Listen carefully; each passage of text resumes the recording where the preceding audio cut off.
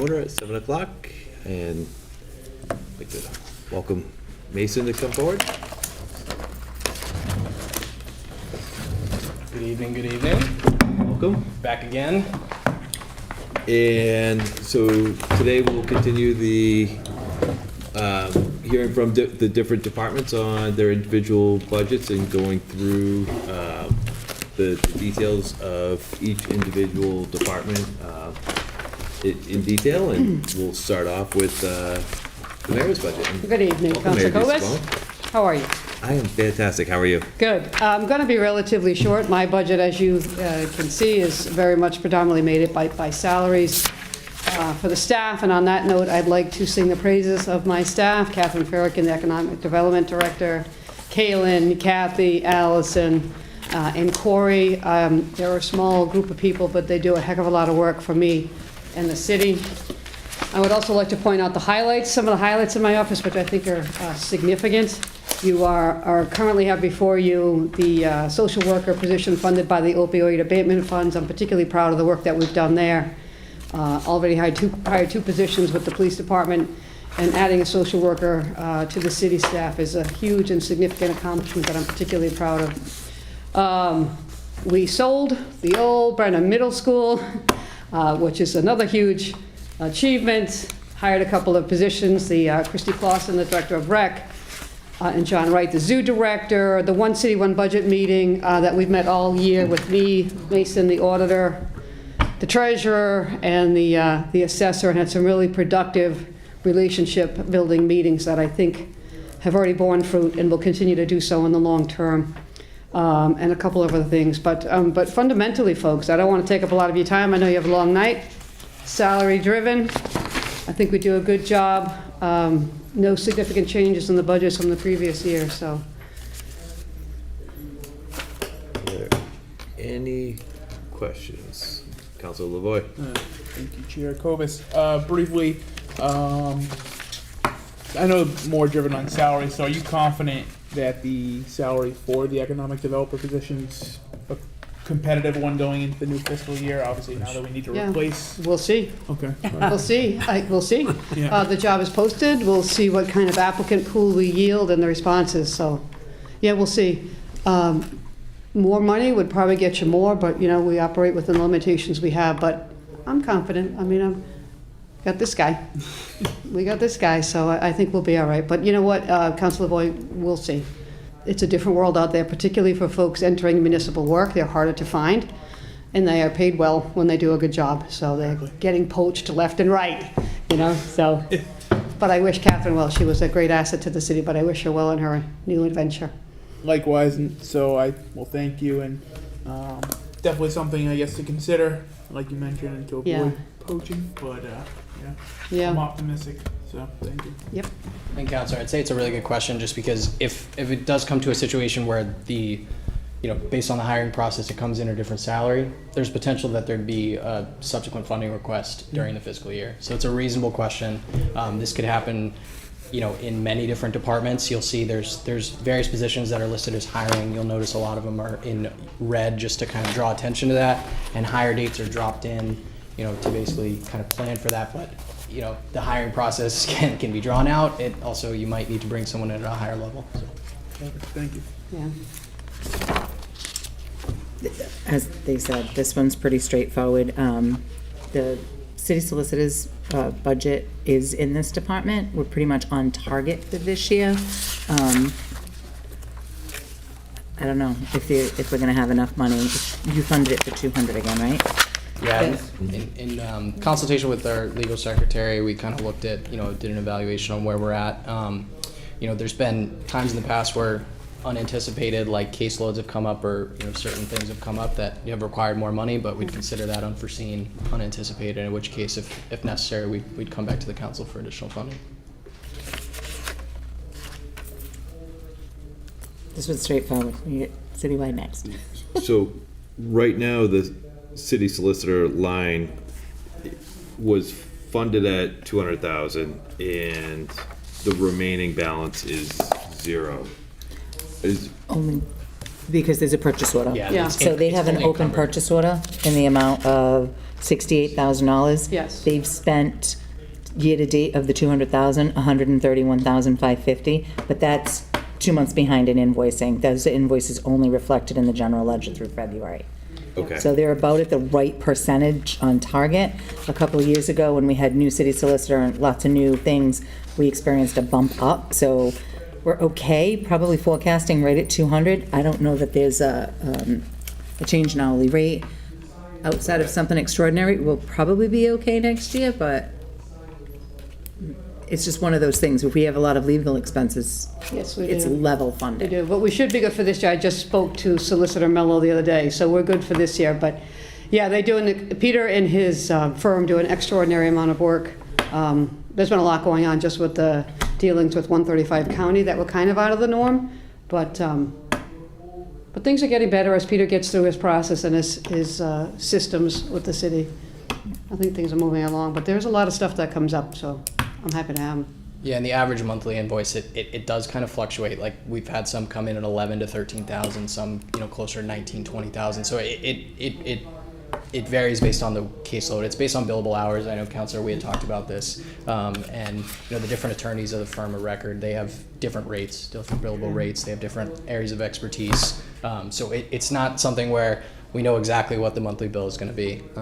It can fluctuate. So. Council Tavares? Is that just a lump sum across the whole city, or is that segregated, that line item?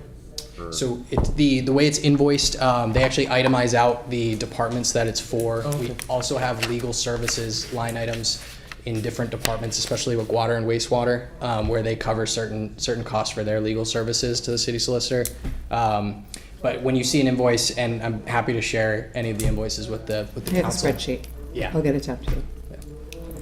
And what they do, they split it out by department, and they actually list out the specific service and basically who the interaction was with, what they were working on, and that's kind of how they get to those hours. And they'll bill all the way down to 10 minutes or 15 minutes. So, can I follow up? Yeah. So, Please. city solicitor services is this line. His services are budgeted in water and wastewater, exact same concept. CDBG pays direct services for the city solicitor. Everything else is pretty much through here, but my office maintains a spreadsheet based on the services provided, so that you'd know that if it's billed to me because I had a lot of municipal finance questions, or if I needed help with contracts, or if I needed help, it would be logged under the city auditor's department. So we'll provide that updated spreadsheet to you. Other services for legal that are regularly paid throughout the city, the city treasurer's office uses a different firm for tax title, right, for that type of stuff. There's Anderson Krieger, who is a different firm that we use for the Schpack landfill. So there's a number of legal firms that we use in consultation through the city solicitor's office. He greenlights, yeah, you can use that firm, right? This line is city solicitor, and then legal services we broke out in all departments, because it used to be in a professional service line, grossed up 530101. We now broke it out into different departments, and we're getting better at identifying that and carving it out. So the assessor's office uses a law firm, right, for ATB cases. But I believe Zaida, who, the city collector, uses this firm, the city solicitor's firm, a different person in it for the bankruptcies. So that would be billed through here, I believe. But Siddell and Siddell for ATB cases is in the assessor's budget we saw last week, and the treasurer's office has a line item for legal services that you'll see later tonight for other legal. So we can pull all that now to try to determine how much are we really paying for overall legal services across the city. But we'll get you a spreadsheet on the breakout. My office maintains it. I actually owe it to you guys, so I apologize it hasn't been done yet. But it'll give you more detail. I appreciate it. Thank you. Any other questions? All right, and Mayor, I just want to say thank you for all of your hard work in presenting a balanced budget and all the efforts there. I know it's not easy, so Thank you. definitely appreciate it. And next up is budget and administration, and is this Oh, you or both of you? wait 1 second. Are we doing citywide? Sorry.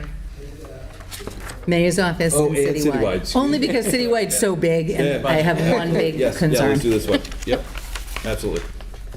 And that is on Page 29. 29. Yes, thank you. Sorry.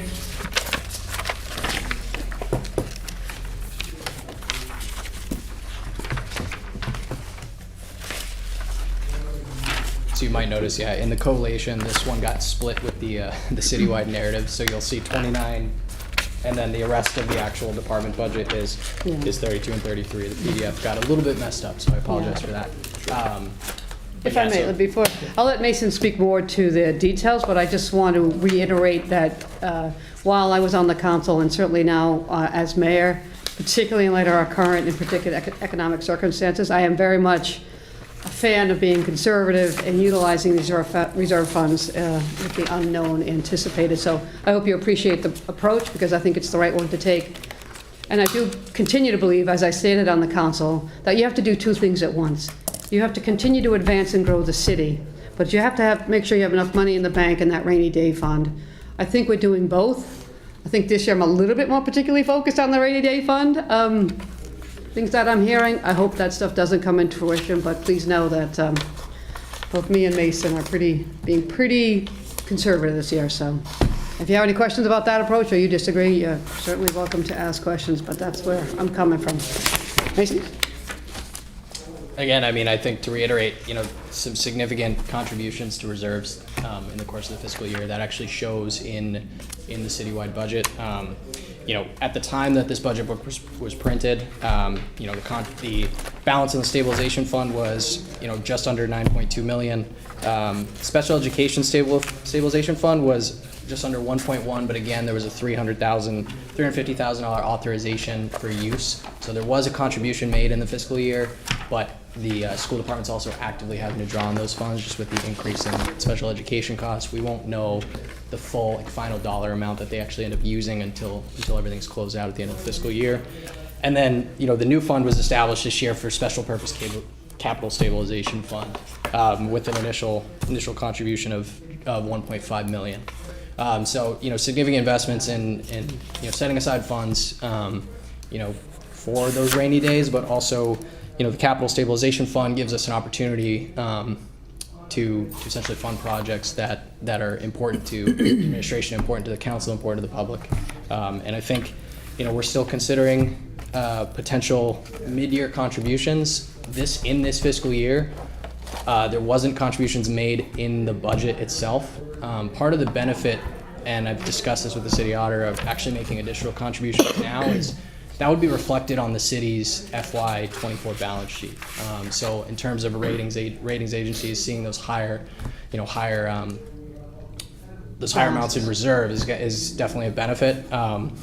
So that's still in consideration. We have ARPA funds remaining that we're looking to spend down that have to be obligated by the end of this calendar year. So with that means there's sort of a lesser focus on spending down free cash. So it's a good opportunity to put those funds away into reserves when we have another funding source to potentially fund projects. And I still intend to give an update on ARPA funds at the public hearing on the 15th. So.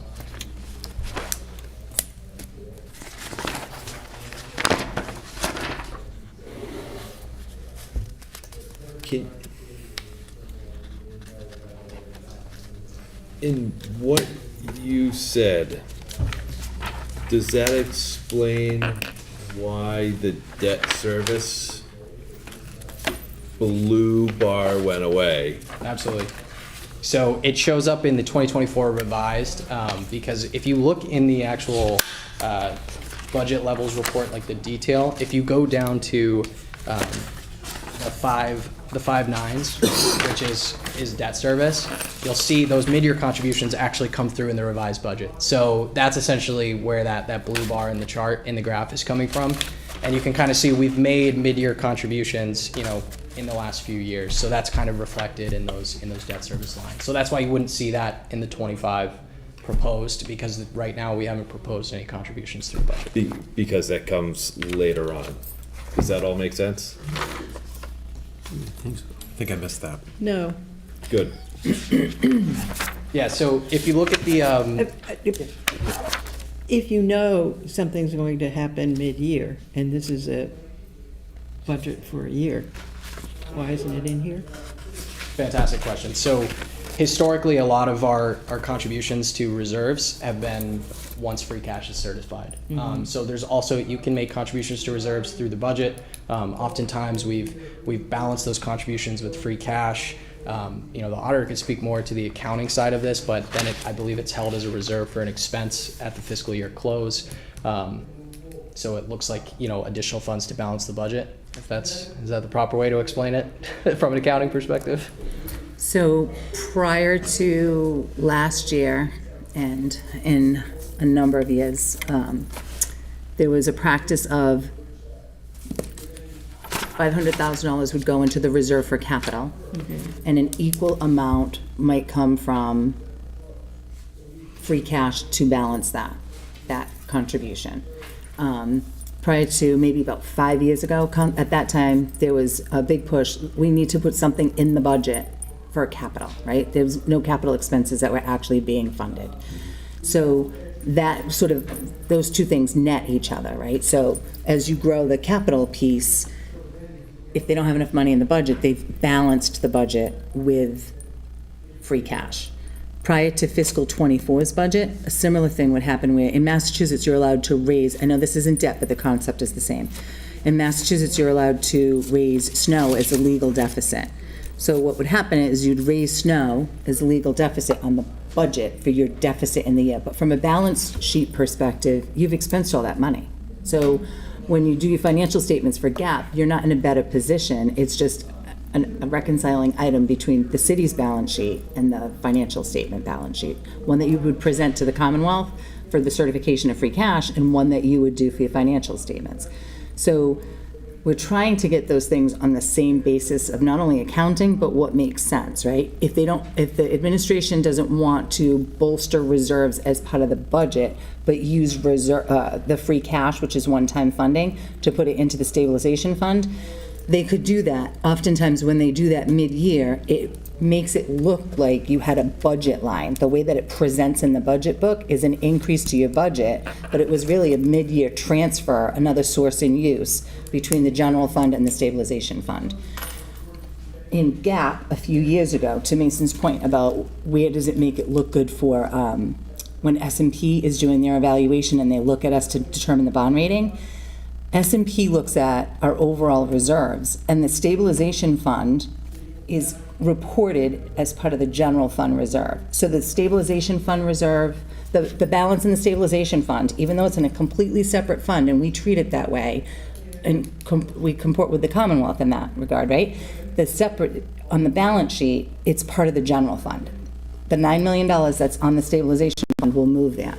What you can see in the budget, so on your budget book page, where you see the transfer going into the stabilization fund, and it shows as contribution to stabilization $2 million, the original appropriation, it was zero. There was no money there. We moved it through free cash in fiscal 24, was moved into the budget, and then transferred over to the stabilization. So they didn't put any of that money in there. We could, right? They could put it in the budget for fiscal 25 and then fund it with stabilization so that it would look like it's consistent, but there's 6 and 1/2 dozen of the other. You can put it in there mid-year now. It's really late in the year, right? But I think that's the point. We're going to probably bolster reserves even more. The restriction in stabilization fund is higher. So if for free cash appropriation, I believe it's only Majority. a simple majority. To get the money out of stabilization, it's 2/3 vote. So once the money goes into the stabilization, the council still has to vote for it. It still has to come out with the council permission, and it could be used for any lawful purpose, but it's set aside. From the balance sheet presentation, it's even a greater restriction, so it's more favorable when a rating agency looks at it too, because it's someplace safer. I don't know if that helps. Some, thank you. Okay.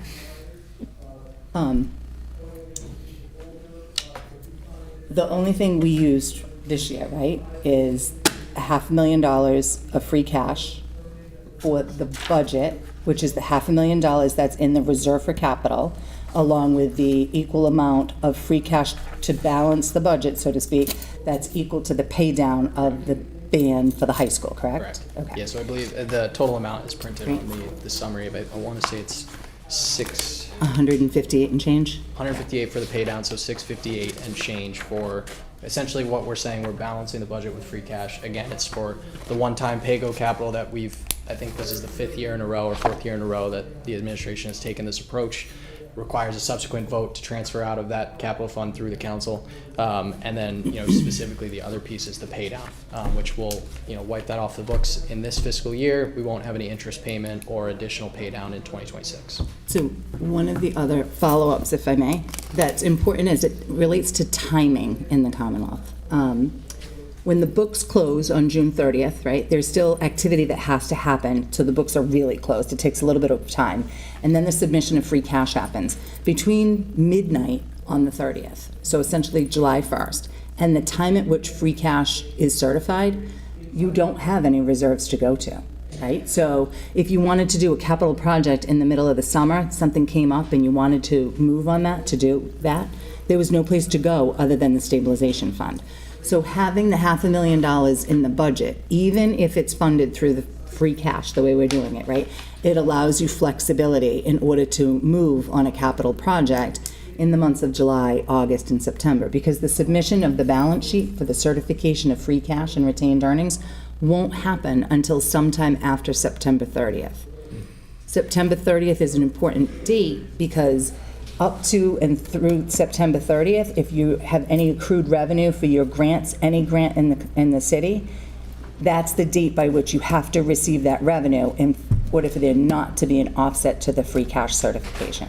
So in addition to the length of time it takes to do all of that work, to close the books, prepare the balance sheet, and do all of that, the date of September 30th is important because you won't benefit. If there was a huge receivable due from a grant and you submitted and you don't have that money on it before September 30th, the state's going to take it right off your certification free cash. So the reserve for capital that's in this budget, that $500,000 provides you some flexibility to move on a capital project if you wanted to do so. Small capital projects that you're not going to borrow for.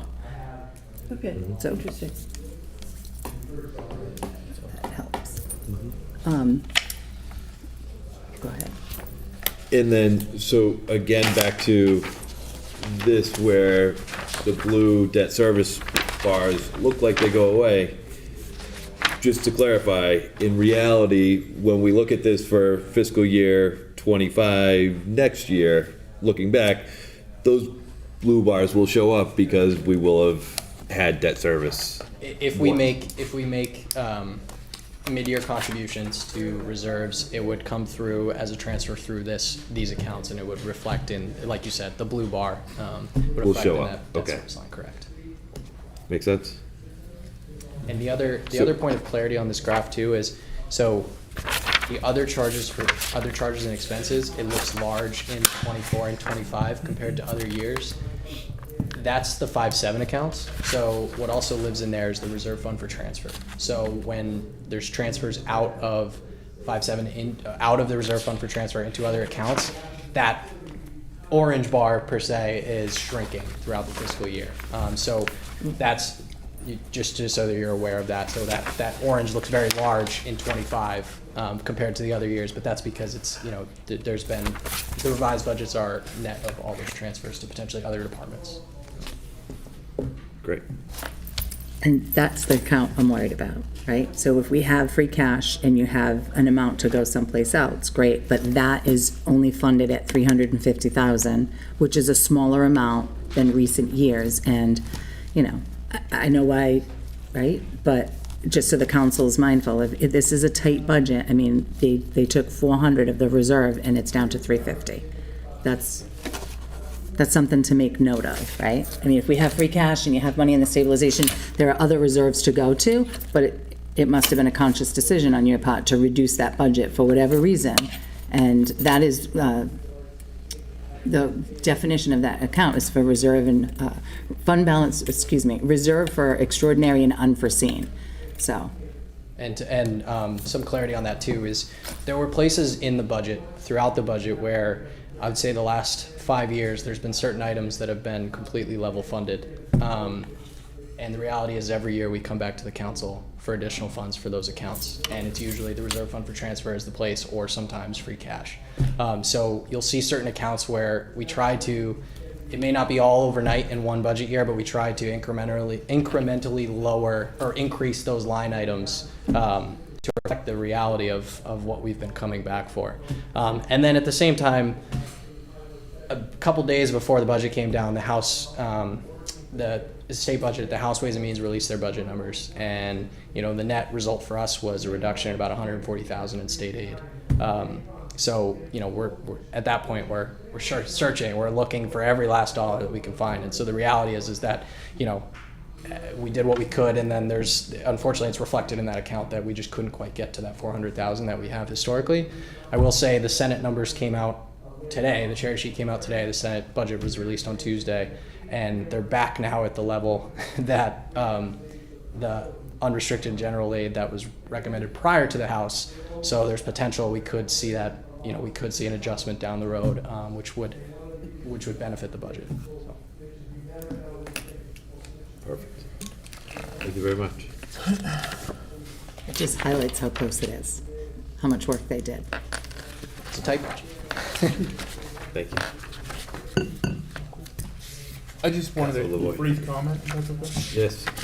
Just wanted to comment, I love the fiscal responsibility and the conservative approach on the budget and on the stabilization. I think there's such a misconception from the general public that the city spends, where, we're actually doing the opposite or working to do the opposite. So I just want to commend that approach. I know it may not always be favorable, but definitely, from my perspective, the right approach. So thank you both.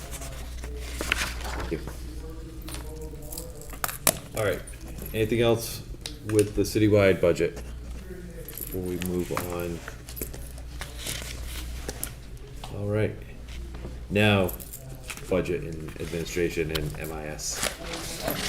I'll see if you can only support. So this one's just me. Get to talk about my department. So I mean, some of our big objectives, I think for 25 are important to highlight. Completely obligating our federal ARPA funds by the obligation deadline of December 31st, 2024. That's a huge objective.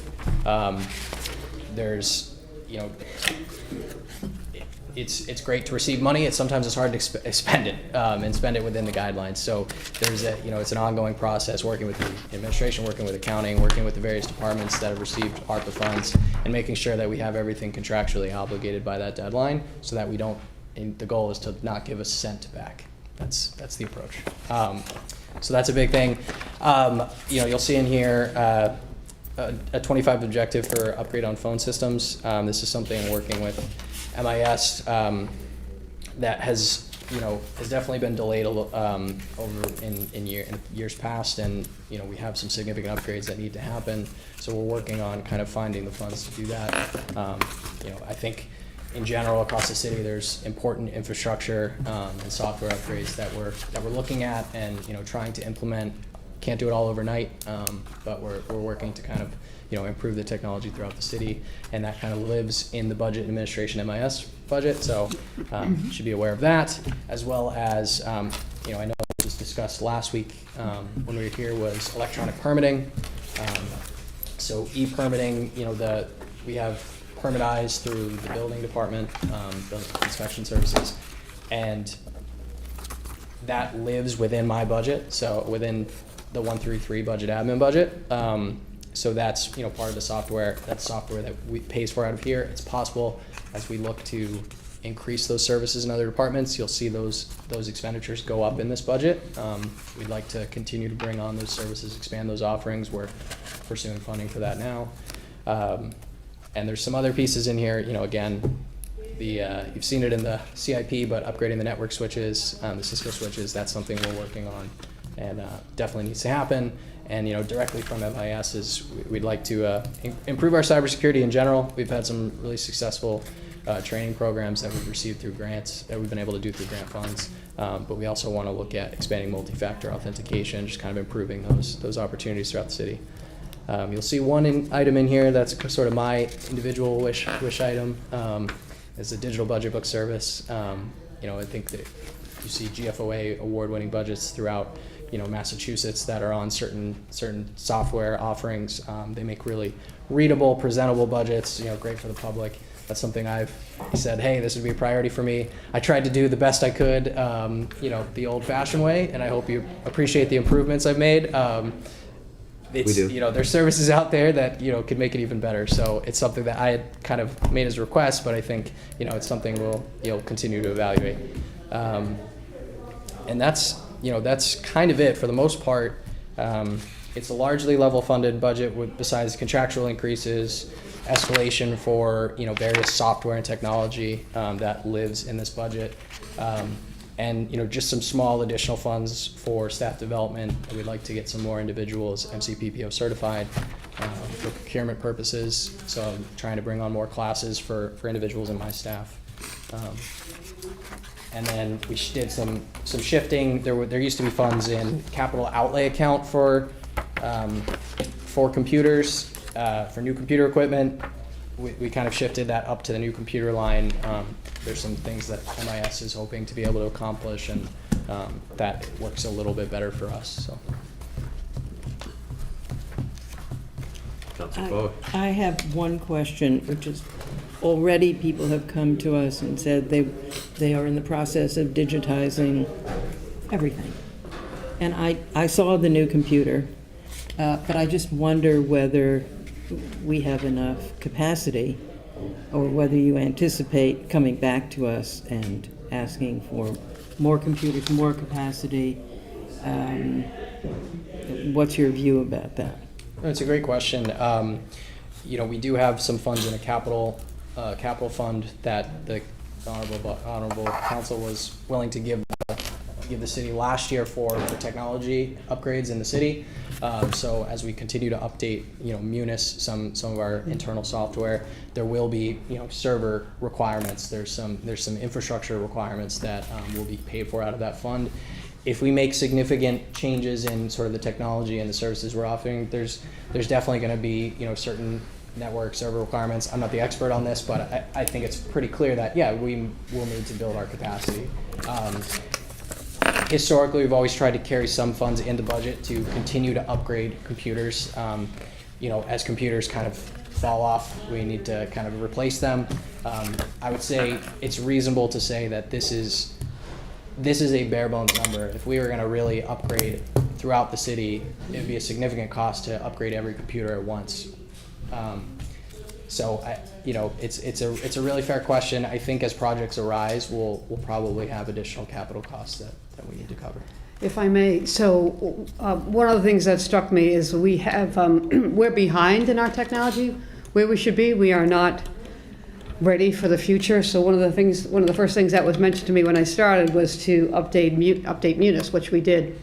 But in order to meet the future for our staff, and more importantly for our residents, we definitely need to invest in our technology, in our computer infrastructure. So it's something, I just had this conversation with Bill yesterday, that we need to build it up now because the future is here and it's coming faster. So I appreciate the question, and I intend to definitely invest in some of these much overdue improvements, which should have been done, but we're going to get them done because we're not where we need to be, and we have to get there now. And if I may, it's, the technology update's not happening is not because the staff didn't ask for it, or MIS hasn't worked really, really hard to make it happen. In the past, it's been a matter of funding, and certain improvements that we've needed to make, it's been met with a no when they've requested or put together plans to make it happen. So we're doing our best to kind of take their recommendations and make sure that they have the funds they need to implement these important things. And I'll just say that MIS staff does a fantastic job. It's a 3-person crew, and they're really running things for the entire city, and it's pretty unbelievable. And the way they kind of maintain our equipment, keep it running, they do an unbelievable job. So they should be commended for it. Agreed. What I said was no inference on the performance of the staff, for the record, but thank you for making that clear. Councilor Lavoy. Thank you, Chair Kobus. Do you have a separate sheet solely for the parking side of things? Yes. So I can absolutely give you that. Parking, so he oversees the parking. So, I know Councilor Cobus had put together his visualization, so, I didn't give you guys these. These are kind of the numbers versions of that, but also the revolving funds are in here as well. So 2602, which is the parking revolving fund, is going to be right behind. I'm good. You have Did what Brooke did today, right? I'm good, thank you. So 2602 is the parking revolving fund, so it should be right behind 133, so maybe around page 8 or so.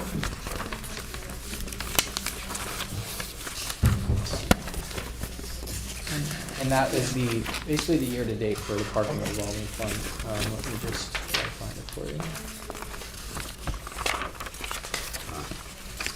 Yeah, so if you go to the 4th page in that packet, it'll be 2602 off-street parking meter receipts. So this is the revolving fund where both revenue expenses related to parking come in. It's a split. The revenue is a split between the general fund and the revolving fund.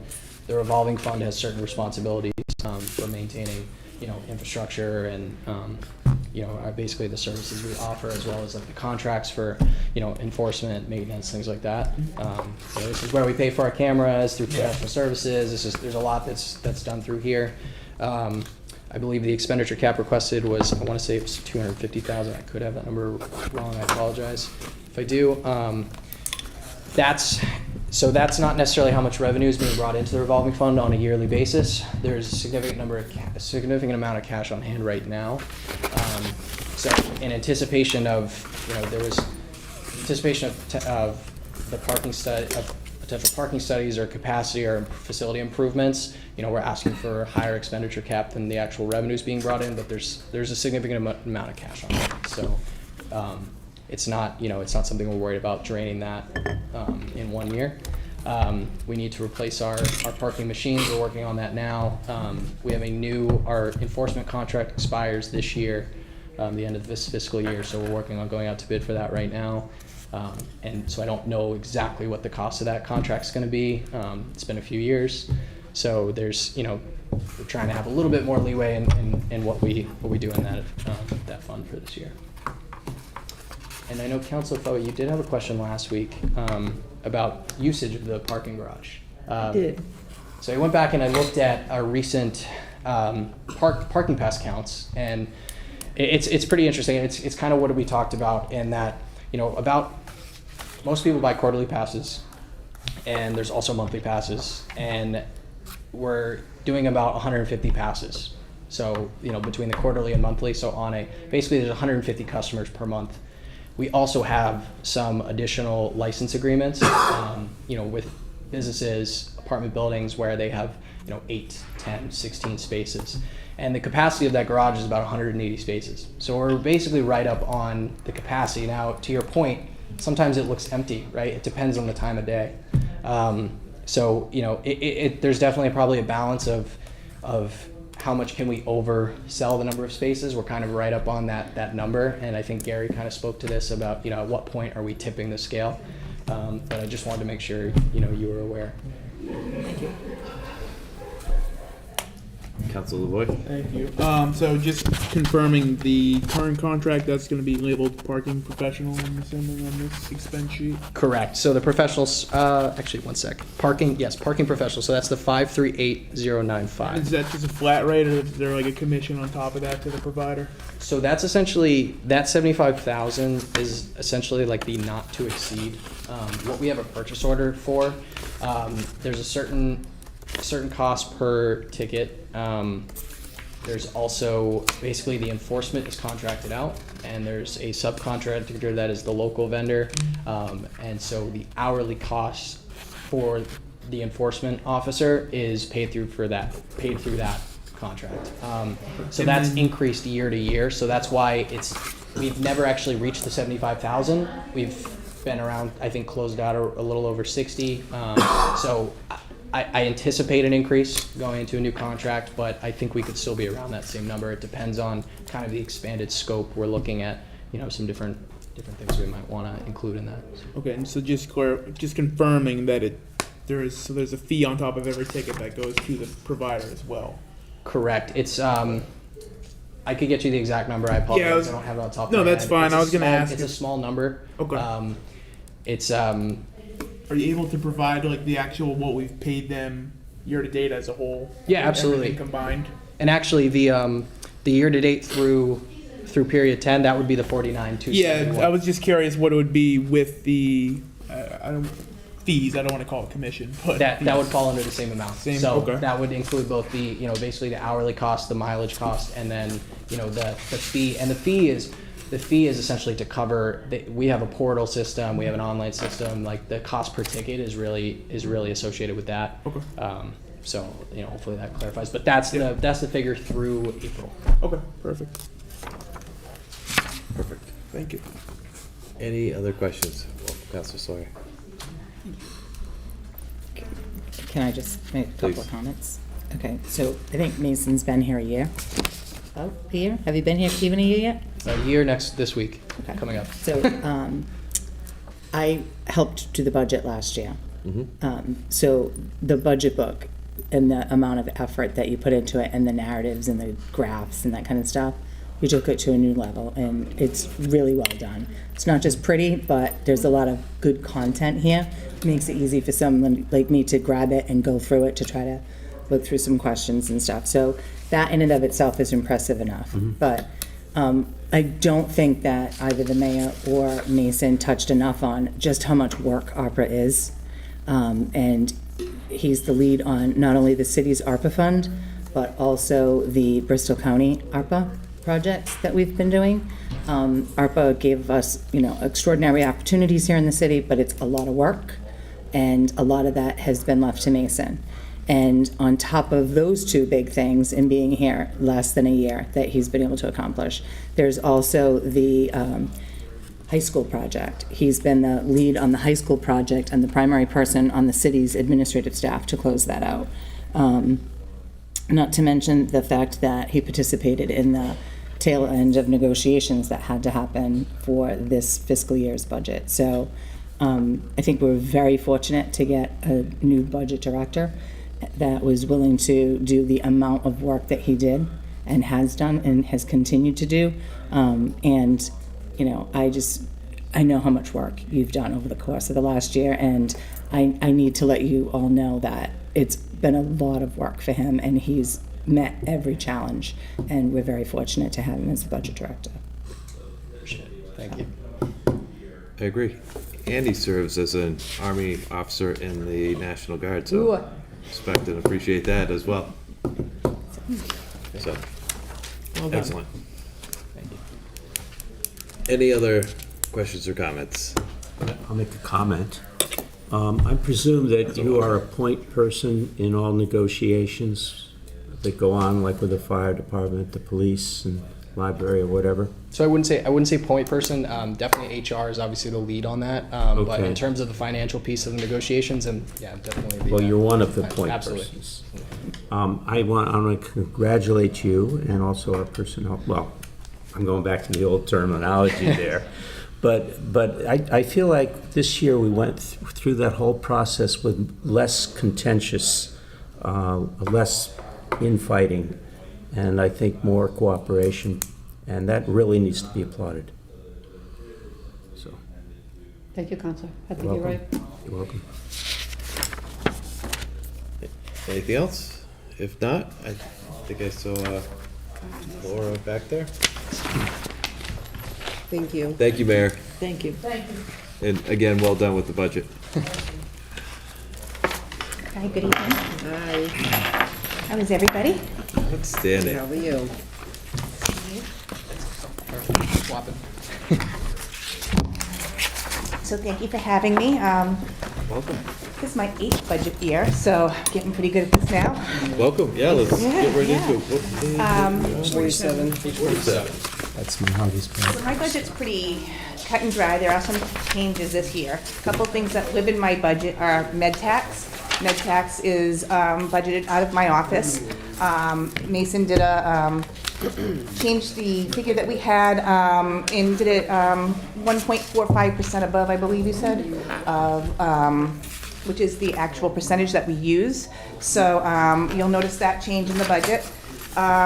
For Professional services, I have an arbitrage rebate analyst in there, and what that is the rates have changed so much over the years that we have to make sure that we are not committing arbitrage, meaning we're earning more interest on the money that we borrowed. So we had to hire someone this year for that, and we have to hire someone each year after that until that bond, which is a water and wastewater related bond, matures out. So I wanted to just kind of explain that to everybody. What also lives in that is my copier reading. So I have my copier reading in the professional service item. Banking services is just that, continuing disclosure. Any kind of ban or state house note fees come out of that line item. I have recordings, which is all my redemptions for my tax titles. So anyone who's past due on their taxes and they pay it off and redeem it, I have to record those. So all those recording fees are live in that line item. I also have my legal services budget. You'll see that I requested $75,000. I requested $95,000. Mason changed to $75,000. If you look year over year, I come down here every single year and ask for anywhere between $40,000 to $45,000 more per year because of the amount of files I have in tax title with our attorney Siddell and Siddell. I have approximately 35 files with them. I have one file that is a bankruptcy, which is important that we monitor. I also have some files that live there that have 27 heirs. So all those heirs have to be notified. I have many different kinds of files, so some of them cost more than others. So it's a very hard thing to predict. I also try to keep those level. So as things get paid off and come out of the attorney, I try to add more so that way it kind of stays level, because if you don't keep that momentum moving, it's just gonna build up. So I just kind of want to explain why and how it becomes such a large figure. You can't really predict that. It just depends on the file and how many you have with them. The rest of it's pretty simple. Had a little cut in conferences and classes. I wasn't able to take all the stuff I would have liked to this year. Myself and the assistant treasurer couldn't attend all of the seminars and meetings that are out there just due to staffing issues. So we did reduce that. Entailings and advertisements, which is under advertisements, is all the checks that aren't cashed. Legally, if they're not cashed within a year, they have to go through what they call a tailings process. And if we can't get a hold of the person that actually the money is owed to, it goes into the general fund. But we do have to advertise that by law.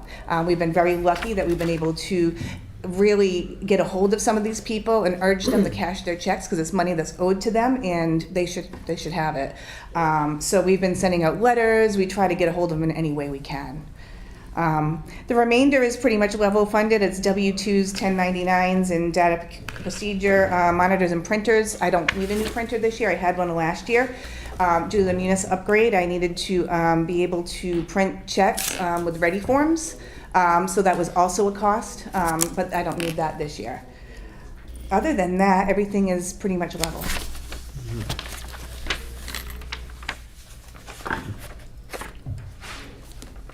Counselor Dolan. What a great explanation. Thank you. Like, you covered everything. I tried. Thank you. And I appreciate that. And I appreciate that you can't predict the Yeah, it's tough. yeah. So I do know that you come down for additional funds, but it's to be expected. But thank you for your clear and concise description of everything. Oh, thank you. Thank you very much. Thank you. My only question was on the legal services line, and that's, you covered that one. Yeah. Because I saw that you had asked for 95 and it was dropped down, and I was a little bit concerned about that. It's been going, every year I come down, and I think to Mason's approach that, we really need to, if it's historically an expense year over year over year, why do I have to keep coming down? He's gonna try to slowly bring that up to a point, that I won't have to come down for as much.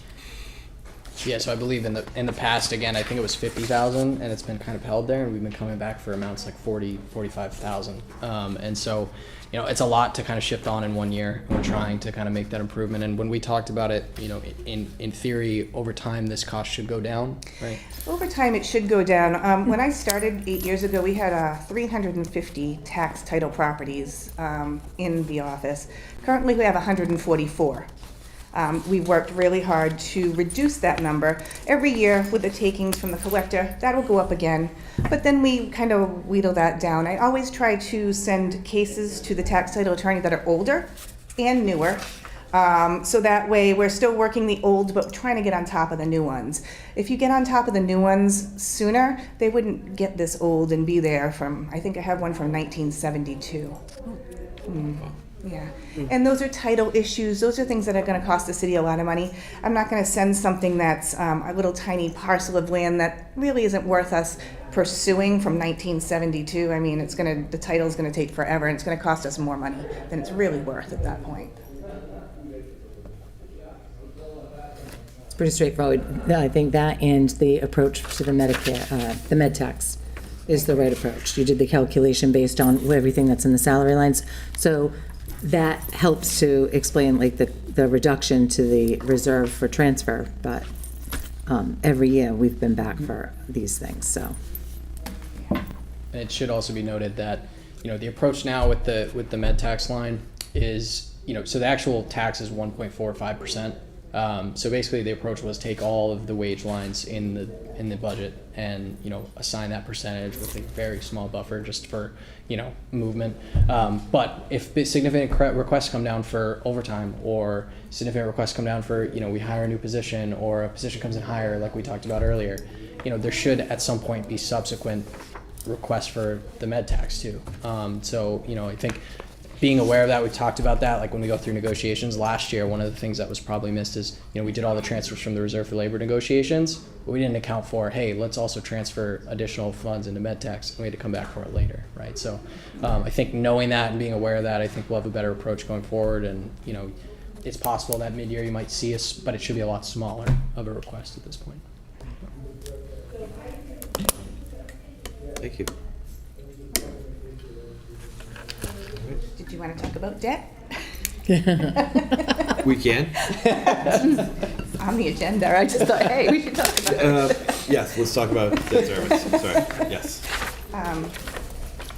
So, looking at our debt, on the debt Bible, we do have some things falling off in every category in FY25 going into FY26, which will give us additional room and in the government, the general government, the water, the wastewater, and the school.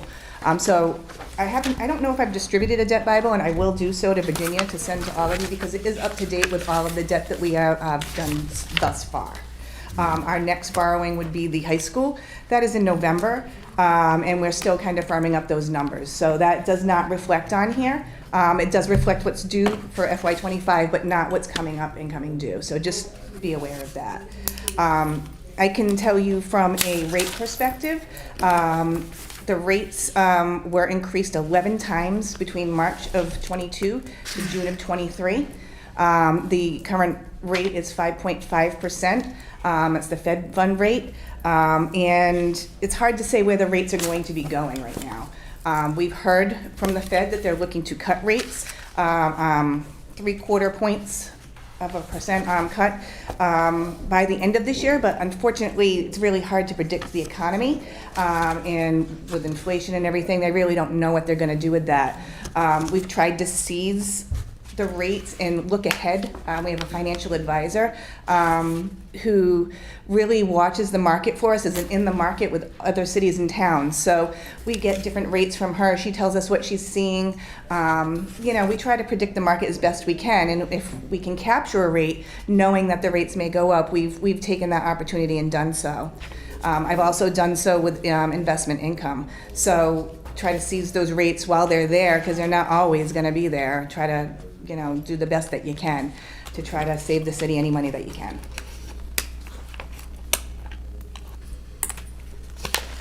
And I know Mason and I were talking a few weeks ago about what's coming up. So the thing that's always important to me is making sure we're not losing debt service capacity, excluding the debt exclusion amounts. So making sure that I know that the operating budget keeps growing and growing and growing, but I want to make sure that the debt service amount, excluding the debt exclusion, stays relatively constant, or that we maintain that capacity so that we can continue to do some of these capital improvement projects. And it's, I know there are some, there's some debt coming off, and it sounds like Mason has you guys have a good plan for that. Can you talk a little bit about Sure. that plan now, or? So we do have a finance team that talks about all the different capital projects that are laid before us, obviously in priority. We have a mindful discussion of what's falling off and what we can afford to put back on. Obviously, you know, you have a water project, a large one that's going to be going on. We do have some relief for that, so that is a good thing.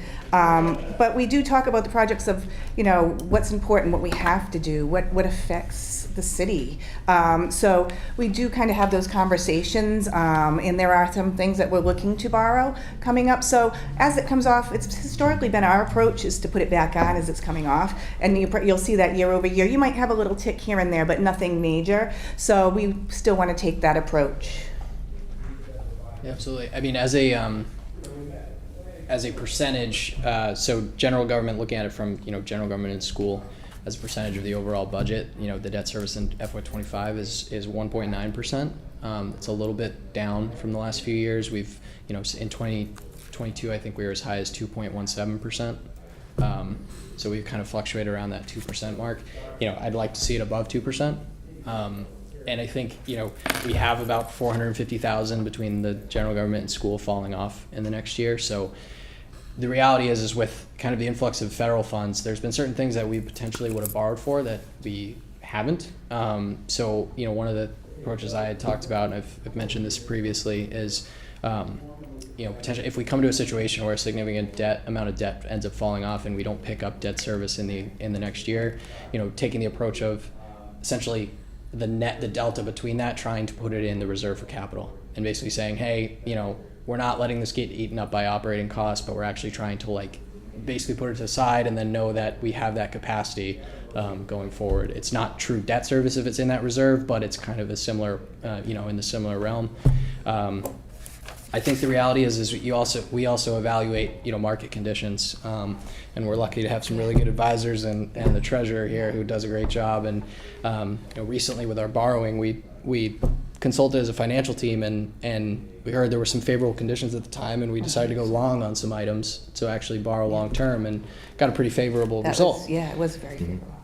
But it remains to be seen if that's going to be consistent. We've kind of heard Hard to potential say, turns, yeah. and So it's hard to say what will happen, but obviously we're going to look at everything, and you know, whether we go short term, so we only have an interest payment, or go long term where we have a principal and 2 interest payments in that fiscal year.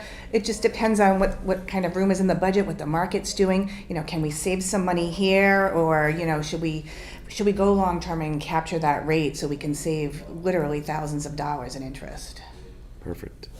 And it's that sort of saving the space for that debt, the room for the debt service is what I wanted to make sure everyone understood, that there were plans for that, and make sure everybody kind of understood that. I mean, hopefully it happens, but like at least that there's plans for that. yeah. And to be clear, I wouldn't say like specific plans at this point, but more, you know, we're kind of considering how to approach that in the case that if something does happen and, you know, we end up funding projects through an alternative measure, knowing that we need to kind of restrict certain revenues in the city for assuming debt service is coming down the road. I think it's a challenge. It's very easy for your operating budget to eat up your debt service, and so that's something I think we're monitoring really closely. We've definitely gone down a little bit, and just full transparency, we've gone down from, you know, the 2.17 in recent years, so we're down at 1.9. So it's something that it's a very good question. The council should, you know, be aware of it. So Does that make sense, everybody? Okay. So just a couple of things to follow up on debt. The November, the cost of the November renewal related to the high school, which will be a ban, would be on the following year's DE1. This year's already budgeted. Inside the budget, you can see the total debt exclusion along with the renewal cost for this year that's budgeted in here. A couple of changes consistent with last year, but somewhat new to everybody that has been around for a little while. Premiums on bonds and bans are treated somewhat differently.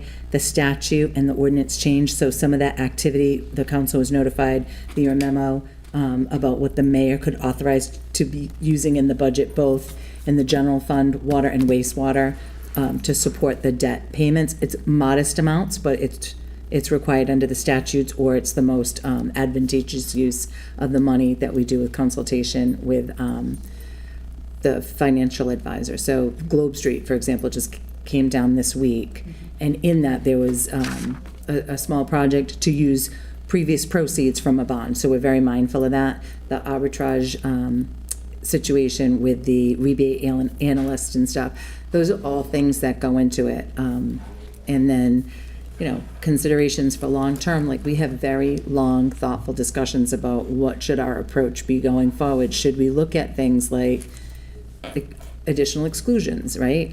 Should we look at other ways to finance projects or consider things so that we put the city in the best position for, the long term? We're not just mindful of today, but the long approach. And everybody is aware of it, and Laura touched on it a few minutes ago, but, the SRF funding from, the state, that kind of stuff is huge to take advantage of those types of opportunities out there. And so we have one last borrowing for the high school, correct? Which is coming up, but it's the smallest of the It's a three? ban, it's not, it's gonna be renewed, but it's not the last one because we haven't had our final audit, so we Okay. could have A few years. a few years, yeah. So the state's contribution to the project, the MSBA, stops their participation when they hit 95% of their share, right, until final audit. So what we'll be carrying on the books for the ban is basically the cash that has gone out the door that we're hopeful that will get reimbursed at some point in the future. It will be close. I mean, we looked at the numbers and we could be right there, depending on what happens through audit, that we'll have to continue to renew in order to have enough money for expenses that we've already paid, right, until such time that we are reimbursed from MSBA. But upon final closeout, we're probably easily 2 years away from final audit. The audit process for a project of that magnitude is substantial, and they'll go through everything, and at that time, 2 years out, or longer, we'll get reimbursed our final MSBA, and if we're over, then we'll deal with that and call bond counsel and find out what we're supposed to do, and if we're under, then we'll have to address however the final numbers come out. But until the final audit, we'll be renewing the ban. The point of the ban, which is presently about 7 million, right? The ban presently is about 7 million. We're taking a hard look at the numbers. We started those meetings last month in anticipation of the closeout, and we'll have to give the financial advisor and bond counsel more solid numbers for the November renewal. Got it. Okay. I think we've reached the peak, I think, if that's your question. Right? I think We this is the should peak. be It looks like a on plateau its way for down a now. while. Right, we're gonna plateau for a while, and then, so we were going like this, right? On your tax bills, you were going up because the debt was coming on. We should be pretty much plateauing and starting to trend in the right direction. Perfect. Thank you. Anything else? Thank you, guys. Appreciate you. it. Thanks, Laura. Have a wonderful night. You Too. Thank you. Next up is personnel and Beth.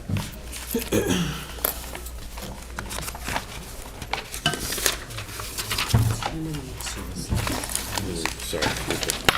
Human resources. Welcome. 54. Thank you.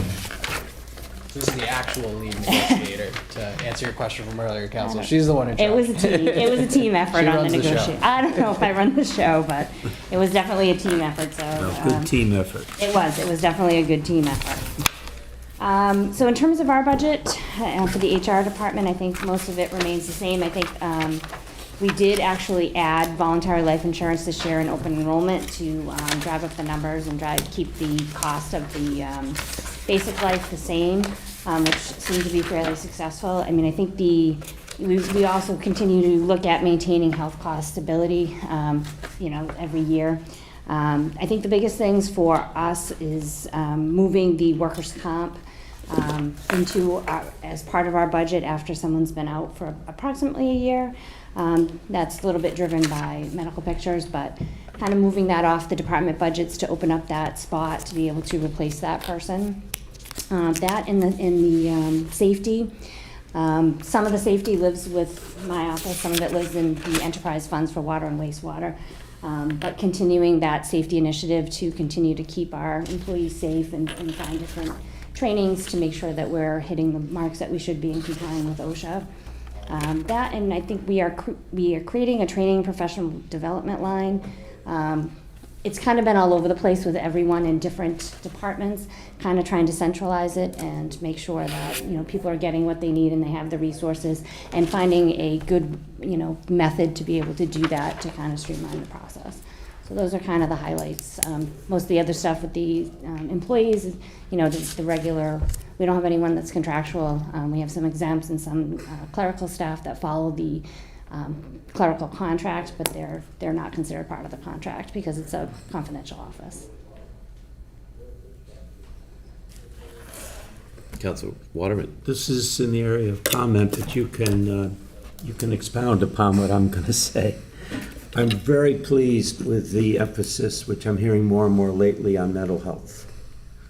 And tell me a little bit about what makes that the priority. It seems like a very big priority for the department, and I believe it's your priority. It is. It's definitely. I don't want to say it's just my priority. The mayor's a big proponent of that, and I share in that with her. And I think you heard me talk the other night about bringing a social worker on staff. Right. But in terms of our, I can focus on our employees. Really trying to promote our employee. EAP. I'm sorry, Employee Assistance Program.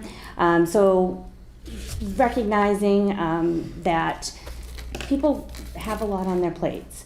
You have home, you have work, any other stresses that people have in our lives. So we did have the EAP come out and do a lot of education in terms of what's available through the EAP. And I think, something that I learned is EAP will do a lot of the work for you. So if you have young children and you want to find camp, call EAP. They'll do all the research and say, hey, here are 10 camps in your area. This is the different types of camps, different prices. Trying to take things off the employees' plates so they're not as stressed about what they're going to do. I'm not saying it's a fix-all, but it is definitely something that we're trying to help with and trying to find other ways for them to not feel so overwhelmed and overburdened. And I know it's not a fix-all and we have a lot of work to do, but we're trying to start the conversation. The EAP is a very underutilized program. Right. It's something that we pay for, so we're really trying to promote people calling. It's all confidential, and I think sometimes people fear that, it's going to come back to my office. Lynn Davin called EAP and asked about this. All I get is we had 20 calls this month, 10 were for, mental health counseling, 10 were for, adolescent counseling. That's all we get, but I think people have been reluctant and resistant, which is why we've had the EAP representative come out and do a lot of seminars. So that's just the beginning. I know we have a lot of work to do. I've been here just a year, so, there's a lot more that I want to do, but, when I got here, as you know, we had to do the negotiations, and that does take a lot of time. So trying to now find where are we going next. But May is Mental Health Month, so definitely trying to help our employees in any way they can. Oh, thank you. It's Well, health insurance. Go right ahead, because Yeah. That's the question. Yeah. Health So- insurance, where we are currently, where your budget is for next year. Go ahead. Yeah, so health insurance lives in the HR budget. Small staff, big budget. So you can see it's a $10 million budget, and that's largely health insurance. This year, the city the city ended up with a 7.5% increase in health insurance rates, and that's significant on the budget. You can see that in sort of those main lines in the 517s, the Blue Care Elect, the health insurance, HMO. Like, you can see those increases all the way down to MedX. There's also a budgeted mid-year increase, assuming a mid-year increase for the MedX.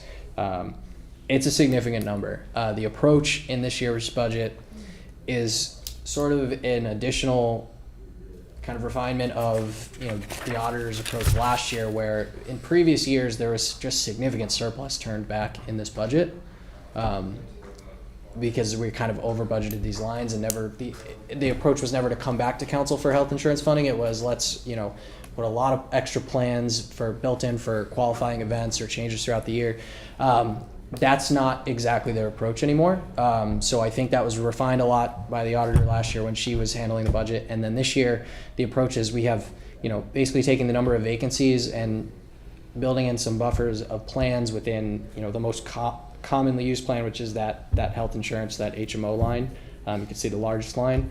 So there is about 14 plans built in additional, but it's completely possible if there's multiple qualifying events, it's possible that we could have to come back for funding. This is definitely a more realistic number than in years past. Fortunately, we haven't had to come back this year, but I would say this is even tighter than the approach in the 24 budget. So just something the council should be aware of, that this is really I would say these are actually really true numbers, and pending unforeseen qualifying events, we could be back. Health insurance is going up. It's a significant portion of our budget. It's something that it presents a lot of challenges going forward. Just the overall cost, a rising cost of health insurance. From I think we talked about the effect of prescriptions too, but across the board the increases are substantial, and it's a big effect on the school budget too. So that should be made clear as well. We pay for non-teacher retirees for their health insurance over on our side, but other than that, it's a significant number for the schools. So I think it's important for the council to hear that it's a 7.5% increase, which would have been dramatically higher, substantially higher. I'm not even sure a lot higher. Yeah. But for the fact that we're self-insured, and we're able to absorb some of that, not only for the employees and participants, retirees in health insurance. The city enjoys that relief, as do the employees and retirees, but it's not something that you can do forever, and there's a lot of work that will have to be done over the course of the next year as it relates to health insurance or going forward, because a 7.5% increase is nothing compared to what it could have been. It's on 1 point. It was closer to, I think, 17 and a half. So correct? Is it 14. 14%. It's just 14 it's from huge. our provider. Direct provider increases, we're seeing like 17 and 19% from the actual provider. So being self-insured is obviously, it allows us as employees, we enjoy the benefit of being able to subsidize, through the trust. But it's something. This year was the biggest subsidy, I think, in at least in known history. We looked at it. I mean, this was to get to 7.5, which has been the highest increase in years. It was a significant subsidy. So it's something that won't be sustainable for the city going forward. So the council should be aware that, if changes don't come, these increases can be even significantly higher, which is going to not just be difficult for employees, but difficult for the budget. So. I don't understand how we're expected to maintain that with Prop 2.5. It's just not. Anyway. Which is why it's important that you know it this year, so that you're not taken by surprise by any of the things that it's a challenge. It's a significant challenge for the HR department, and to look at not only the plans, right, and all of that, but everything that comes with that. And I'm sure going forward over the course of the next year, you'll hear stuff. So you've heard it here first, that this is a manageable number in the budget this year, largely because we had the benefit of being self-insured and had a place to go for that. But for that, we would be really, you'd be looking for $1.6 million somewhere. And these increases, these affect across the city. I mean, you look at the enterprise funds, right? Unfortunately, like, the reality is these health insurance also directly impact water and wastewater, which impacts the rate. So the rise in health insurance costs is also hitting there.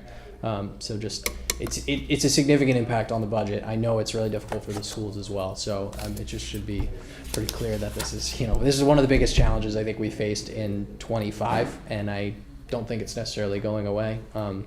We got some input from people in the private sector that said that they see these. This will be a low year, 7.5. They're seeing they just expect 10 plus every year. So just something everyone should be aware.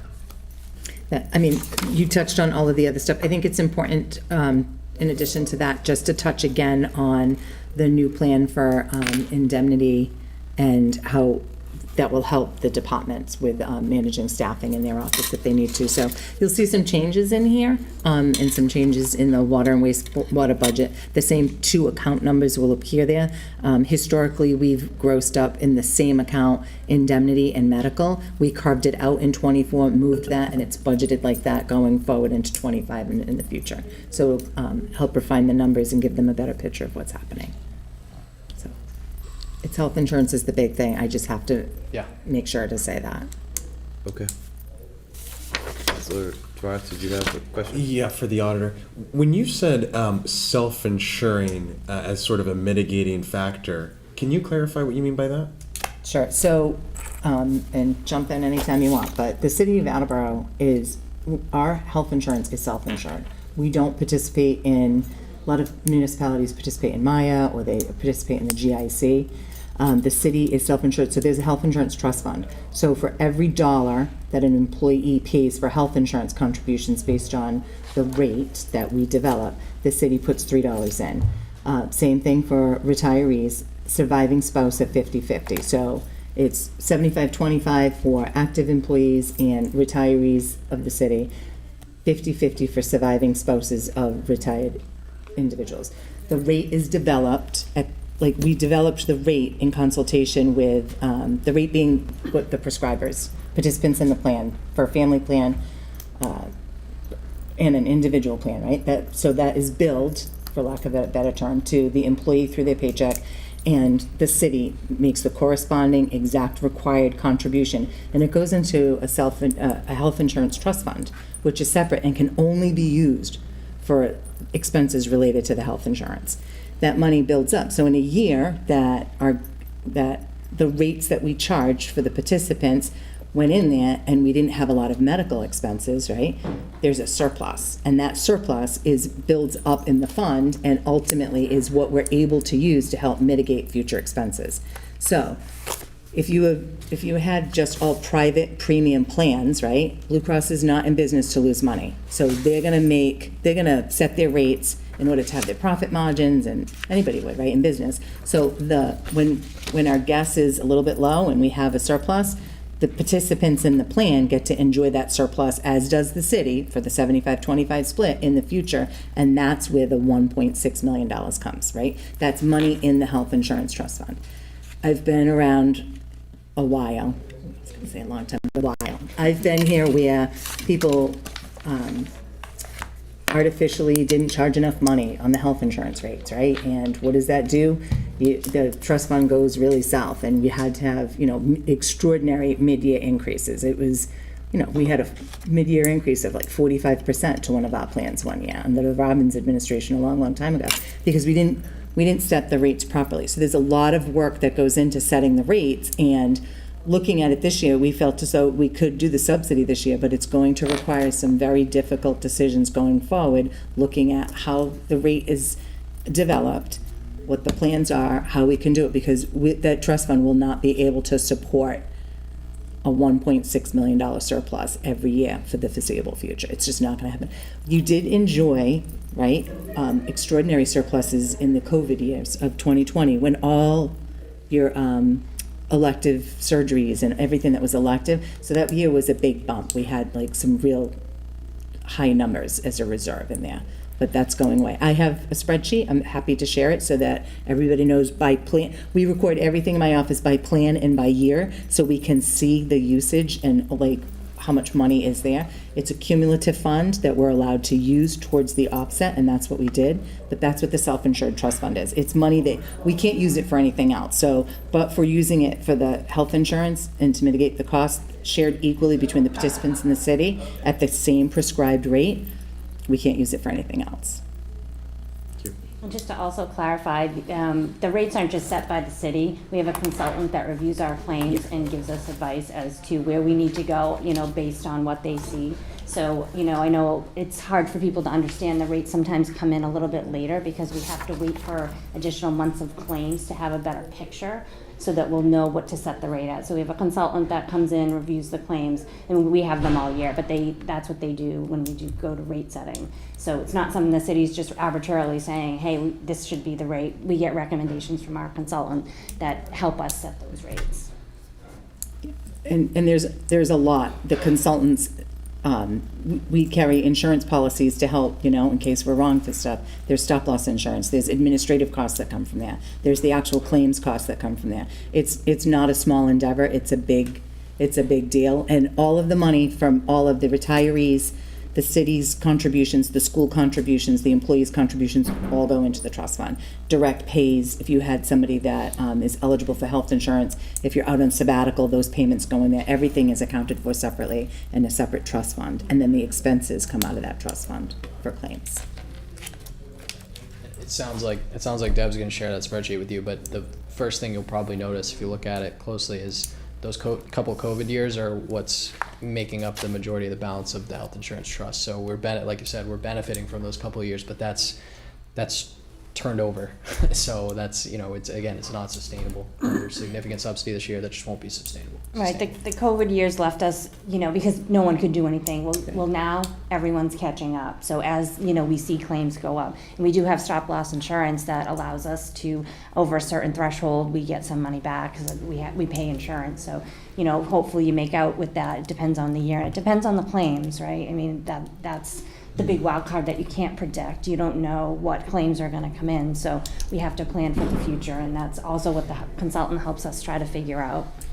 The only thing that is a premium-based plan is prescription drugs for the seniors. There is a PDP plan for anybody that's on the RX, and we have a small managed blue for seniors, which has a handful of participants on that. Everything else largely goes through the health insurance trust fund. So I'm happy to provide the spreadsheet, and then if you wanted to follow up for context of what that really means, I'm happy to do that. So, contributions from the school department, it's going to be a snapshot in time. I don't want anybody to see the dollar amount of what's in there and think, oh, this is all available, right? That's an important distinction that I'm happy to go over. I'll come down and we can specifically talk about that, or you're welcome to call my office. But when you see the number, part of the number is some things are in a prepay status, contributions from the city and the employees, right, or retirees, and the bill hasn't caught up to it yet, right? So you have incurred and not reported as of 6/30. So, even when you look at the balance sheet number, you'd have to make sure that you take into consideration accruals and all that other stuff, because it looks artificially high at certain points in the year, and it's not a good picture. You really need to take into consideration all of those numbers, which is what we tried to do when the rate was set at just a 7.5% increase. Perfect. Just. And we are way. I know. behind. Sorry. No. This is good to talk about. So, anything else? All right. Thank you. Thank you very much. I'll save you time. I'm going to go to eat. We were so far ahead last week, we had to make up. Yeah. Right, well, you made up. Next up is education and Superintendent Sawyer and Mr. Furtado. Welcome. Good for squeezing here.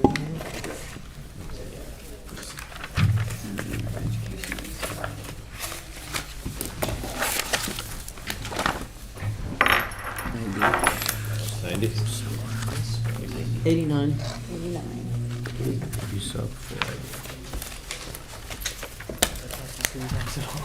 90.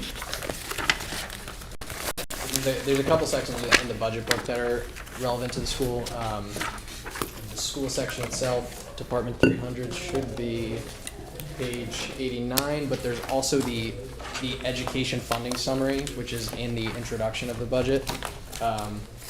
That's kind of what historically I think folks have liked to be able to look at to see the big picture numbers, and that is on page 19.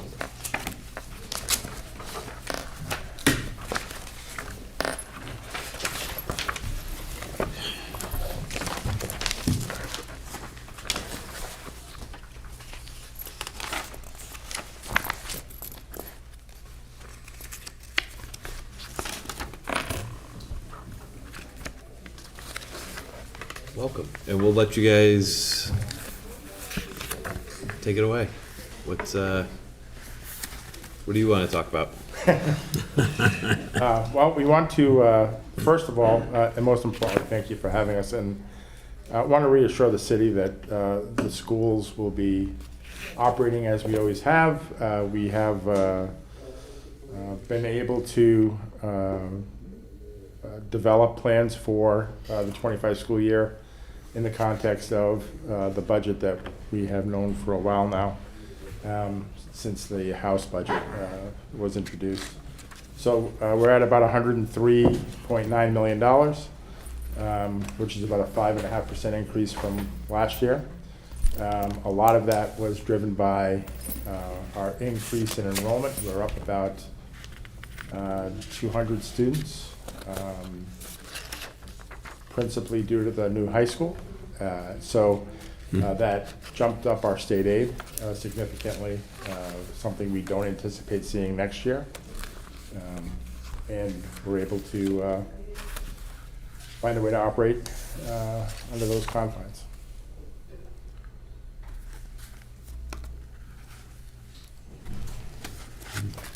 Okay.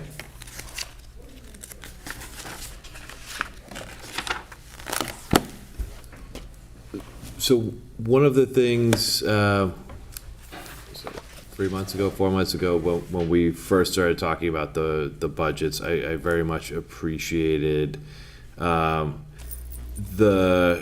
discussion and differentiation between budgeting and funding in that discussion, and in talking about how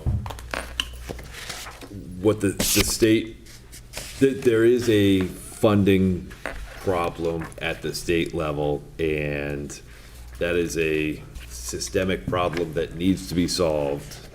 And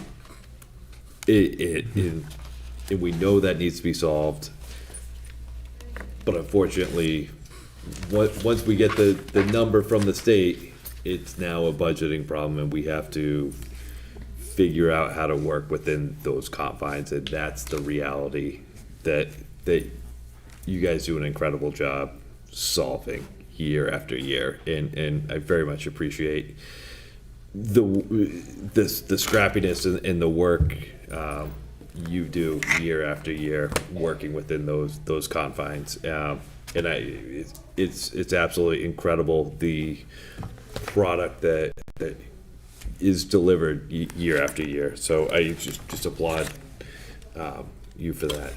Yeah, unfortunately, none of those revenue issues were addressed in this fiscal year coming by the state.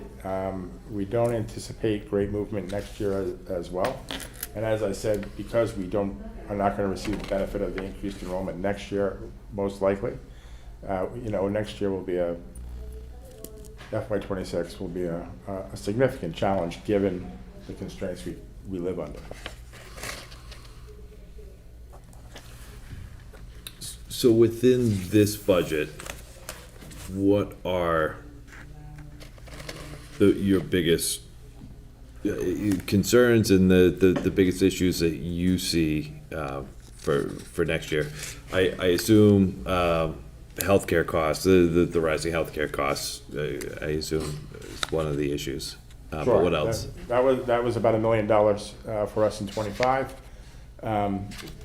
We are concerned with student supports, as we always are, Again, we're in an environment where our enrollment increased by about 200, so we obviously need more teachers, more space, but also supports for those students. And sometimes our budget doesn't allow for that, so we stretch people pretty thin in those kind of activities. We just kind of keep our fingers crossed through the year and hope that we have sort of the space in terms of budgeting to find accommodations for students who need help. Whether that be special needs or, reading or learning the English language, or, there's a million things we do to support students. So that would be that's always our kind of primary focus and concern going into a budget year. The health insurance is a challenge for that in the context of our budget. We've had some kind of good news in the past year. Our facilities, which have undergone extensive change, not only the high school, but the rest of our buildings, we did a $6 million infrastructure improvement project with Train through our performance contract. And those systems, all of those systems, the new high school included, have in the past year, which was really the kind of first year we had full cost to examine, have outperformed the expectations. So we benefited a little bit from that.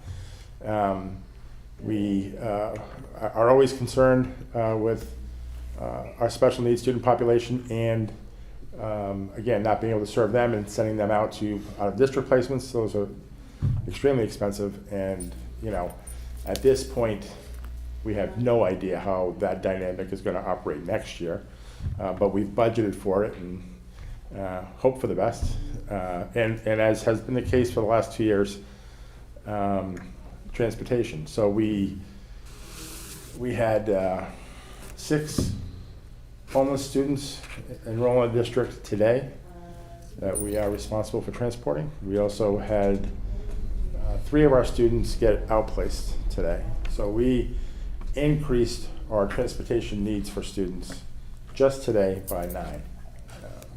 So those kinds of things, again, you don't budget for that, and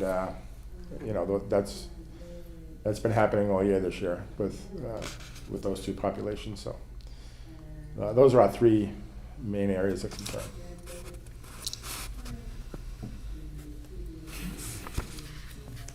Councilor Dolan? Thank you. What do you mean, what does outplaced mean? So when our programs are not sufficient, we have multiple in-district programming to support students with special needs, but they don't always suffice for students with more extreme support requirements. And when that happens, when that kind of breaks, they get placed in a more appropriate and very specialized facility that is typically a high-cost change. And you said that was 3 students today? 3 today, yeah.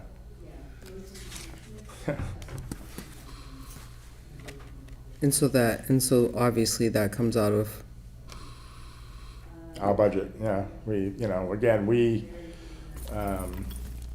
A lot happens as on the city side over the course of a year. We have people come, people go. Sometimes we benefit by a more senior person deciding to do something else and being able to replace them with a new person who costs less. So we get benefits that way. And over the course of the year, as that's going on and as these unexpected consequences occur, we've done a good job historically of accommodating those changes. Today's were a little beyond normal and are concerning. And again, it's been a pretty constant drumbeat all year, so that's not always the case. We have periods in the year, typically at the start of the school year, where some of these students are not prepared to get to school, and it gets a little testy, both in terms of their classroom behavior as well as behavior with things like transportation, where we may have to provide specialized transportation for some students. It happens again sort of right after Christmas, when all kinds of things at the family level happen, and we have a bunch of students coming in like hornets, and but this year it's been pretty consistent throughout the year. So just to follow up, and forgive my ignorance, but when you speak about homeless students, Like, what's the difference in picking up a student that is homeless? Like, what's the cost difference that we have to transport a homeless student as far as what, in the difference at one Very that good has question. a So home? typically, what that involves is students who were residing in the city of Attleboro, so they were on our regular bus service, whose family, for a multitude of reasons, loses their home. And when that happens, they get placed in shelters. The shelter can be anywhere. It can be Boston, Brockton, Fall River, New Bedford, Cape Cod. So the student has a right to continue to attend the school they were in, to try to support the least disruption possible in the student's life. But then we are responsible and accountable for picking that student up every day and bringing them to school. Got it, thank you. Councilor Tavares? Just had a couple, sorry, a couple questions on, under the debt service category, a couple of the Willett line items from what was requested and recommended.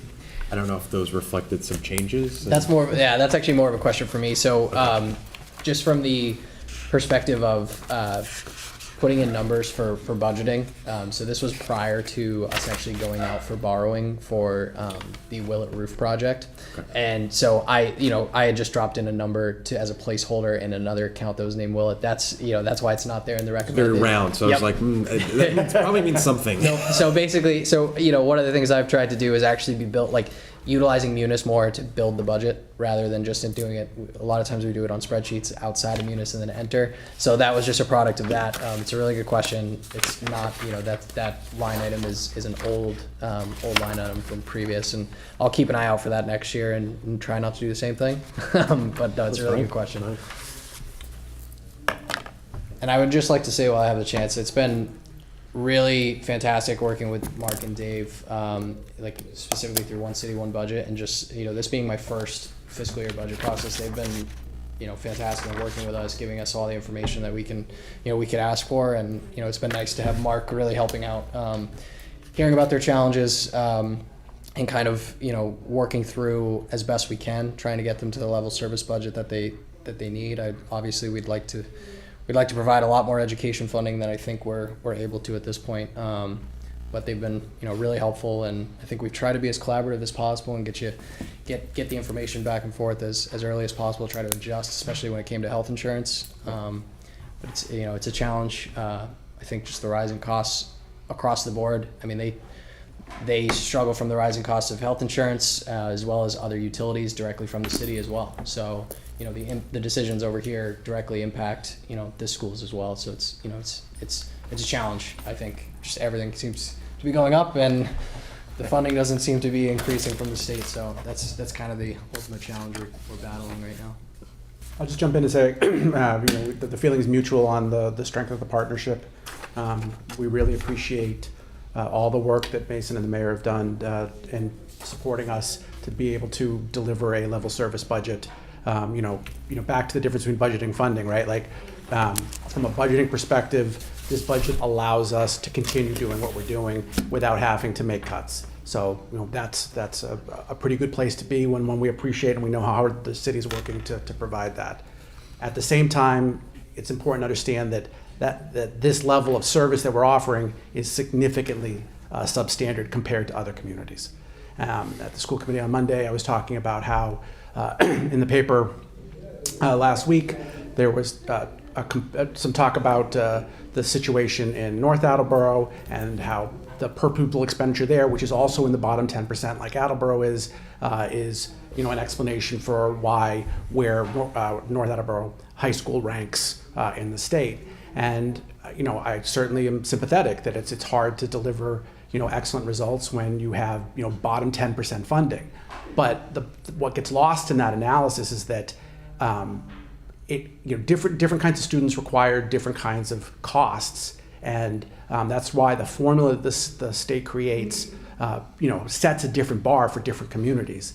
And North Attleboro's funding is such that they are significantly above their minimum requirement, and ours at 101.4%, is significantly less than there. So even though our per pupil expenditures are very, very similar, if we were funded the same way North Attleboro was, we'd have another $12 million.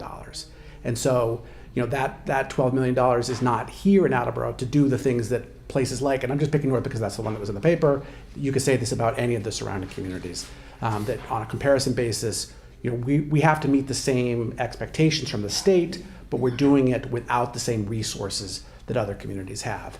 And that's, once upon a time, the narrative on that is that somehow that meant that the city, wasn't doing its job to support the schools. I've gone out of my way to make the point that that is not the case. This is about the city's ability to fund all of its responsibilities, right? All of its liabilities. The schools being the biggest department certainly gets the most attention on this, but it's a citywide problem that we face. So that's what's at the heart of it. And as you talked about, and I appreciate the point you're making, it's the formula that really is the problem, because the formula does not deliver a result that is in keeping with the realities that we face. There are many costs in this budget that we do not control that far exceed the 2.5% reality that we have to function in. And so what does the state expect us to do about that when health insurance, transportation, when all these costs are escalating at a rate far above our ability to keep up with it? If the state doesn't come up with that money, I don't know where they expect communities to do that. And I think it's very telling that both the average and median spending in Massachusetts is closer to like 126% of net school spending. What that tells you is that most communities recognize and have the ability to do something about the fact that that number that the state produces out of that formula isn't realistic. You can't actually run school districts on the number that they're giving. And that's why there's been a lot of attention in this year that lots of our neighboring communities are finding it very hard to meet their budgetary needs on that number. Because it's not keeping up, it's not realistic. So it is absolutely a state problem that's at the heart of all of this. And the one question that I had here is the $1.68 million number above net school spending. Is that the same as what it was last year? I don't recall what it was last year. Is that Close, yeah. close? Okay. So we're staying flat there, Yeah. and we're staying in the bottom 10% for spending above net school spending, and spending in the bottom 10% for spending per pupil. I mean, we won't really know until all the numbers are in, but there's no reason to believe that that's going to change. And we're only one of 3 communities in the state that are in the bottom 10% for both. Is that correct? I think there were 3 others, so 4. Yeah. Okay. Councilor Waterman? Yes, please enlighten me, as you say your proposed changes for the current year, the preparation for the last year of support from the federal ESSER funds. What is this going to mean for us? The good news is in '25, it's not going to impact us in any significant way. We were given notice by the city to try to fully expend the funds. We feel very confident we're going to be able to do that. However, in kind of rearranging things this year, we are also going to yield a significant surplus at the end of the year that is going to allow us to fully operate in 25 without, in terms of a level service budget, without any real concern unless something dramatic happens in either special education or transportation. Where we're very concerned is 26, where we may not be enjoying the same level of surplus. Although, to point out, we're talking about $1 million, and that's less than 1% of our budget. So it's not an extraordinary outcome, but in 26, we're not sure we're going to have that benefit, and we know that state funding will not be increasing at the same rate it did this year, unless they change something fundamental to the formula. So where we'll see it is in 26. Thank you.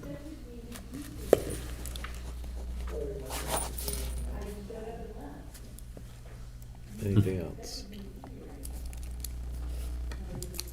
Thank Councilor you, LeBoy. Chair Kobus. When looking at the transportation costs, level did we factor in regarding, I know you mentioned like 6 homeless cases today. You mentioned that's kind of steady throughout the year. How elevated is that to fiscal '24?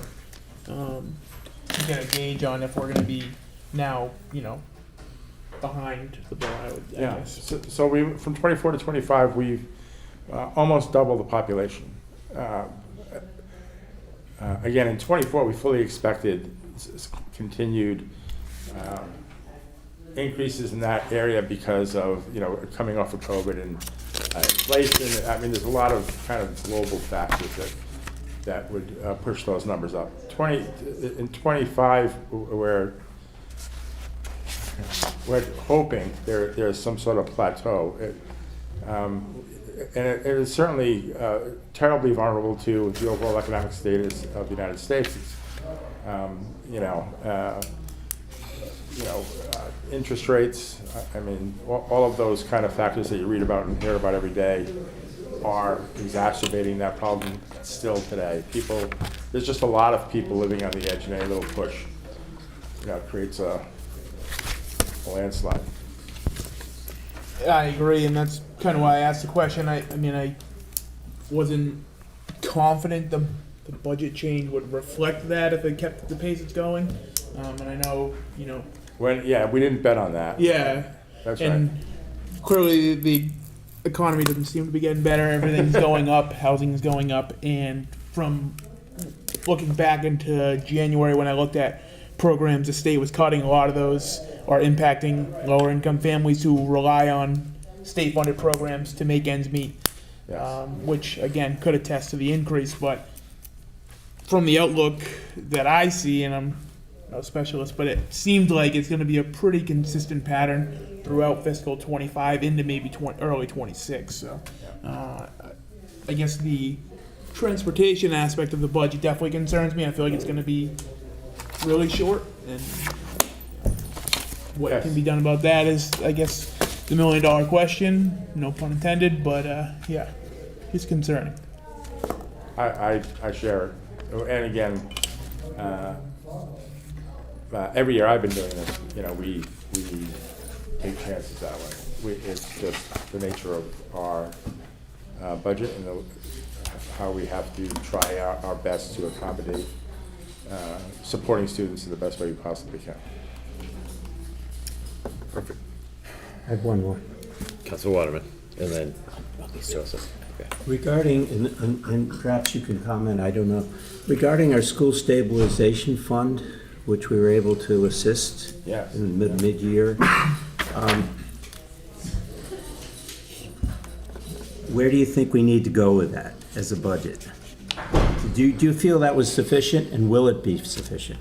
It's absolutely, it has been sufficient. We've tapped into it twice now, and it saved us in 2 separate years. We have been fortunate enough to return enough at the end of the year to replenish the fund that we consumed during that year. I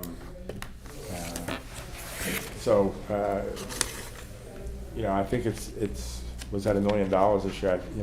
That's a pretty good number.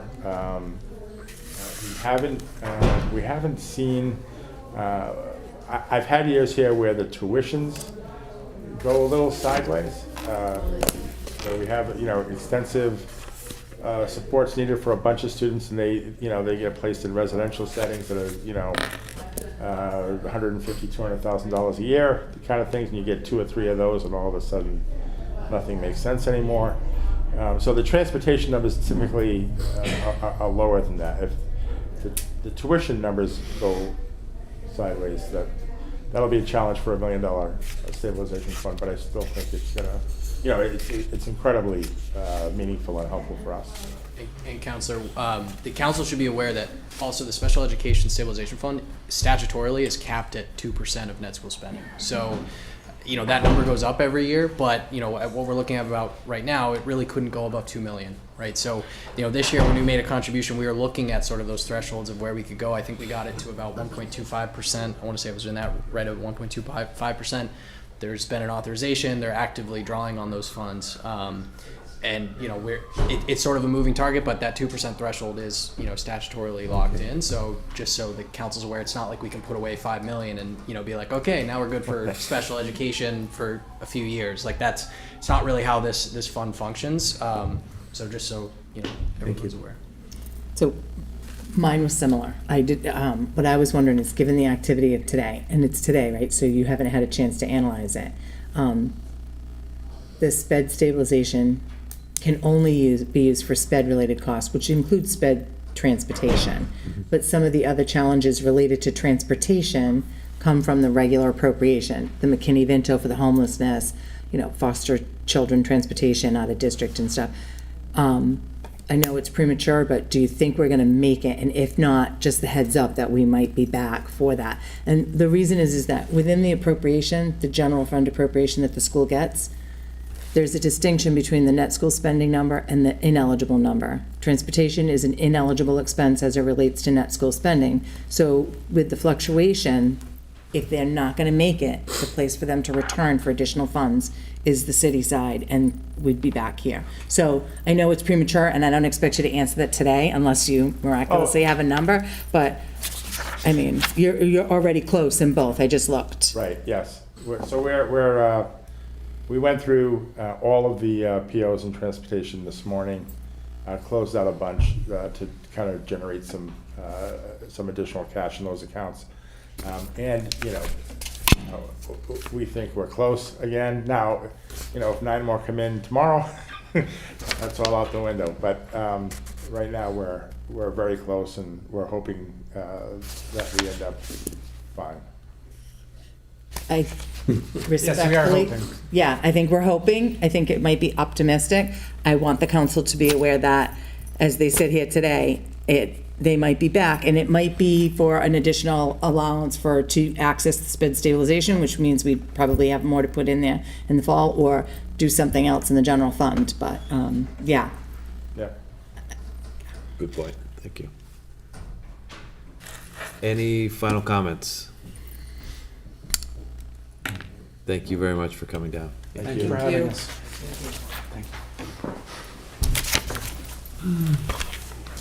Next up is animal control.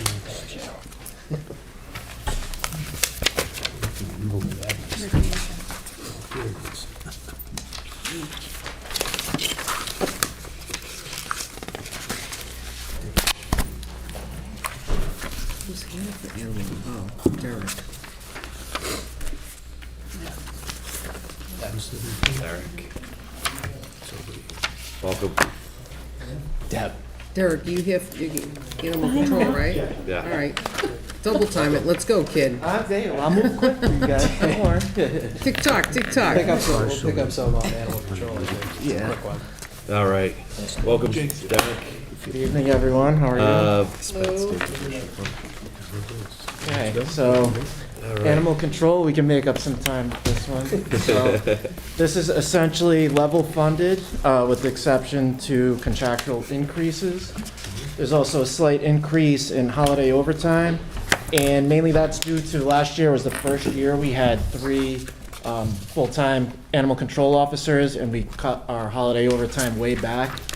And this is just correcting that. As you know, we went to council a little while ago for more holiday overtime coverage funds, so this will kind of correct that and get us to where we should be with that. Other than that, we're pretty much there, level funded last year. That was the only question I had. Was This it overtime? Yeah, this is very, very straightforward. Thank you. Okay, recreation. No, not recreation. Parks. It's pretty straightforward. Derek's here for the next 3, so. Yeah, so we move right into If park. we think of something, we can always go back. All right. Let's go to, Parks. Parks. So park is gonna be on page 121. Where it'll start the narrative. And then just so everyone's aware, so the park narrative is there, and then the zoo narrative is right behind it, and then the actual 650 park and forestry budget is is right behind the zoo narrative.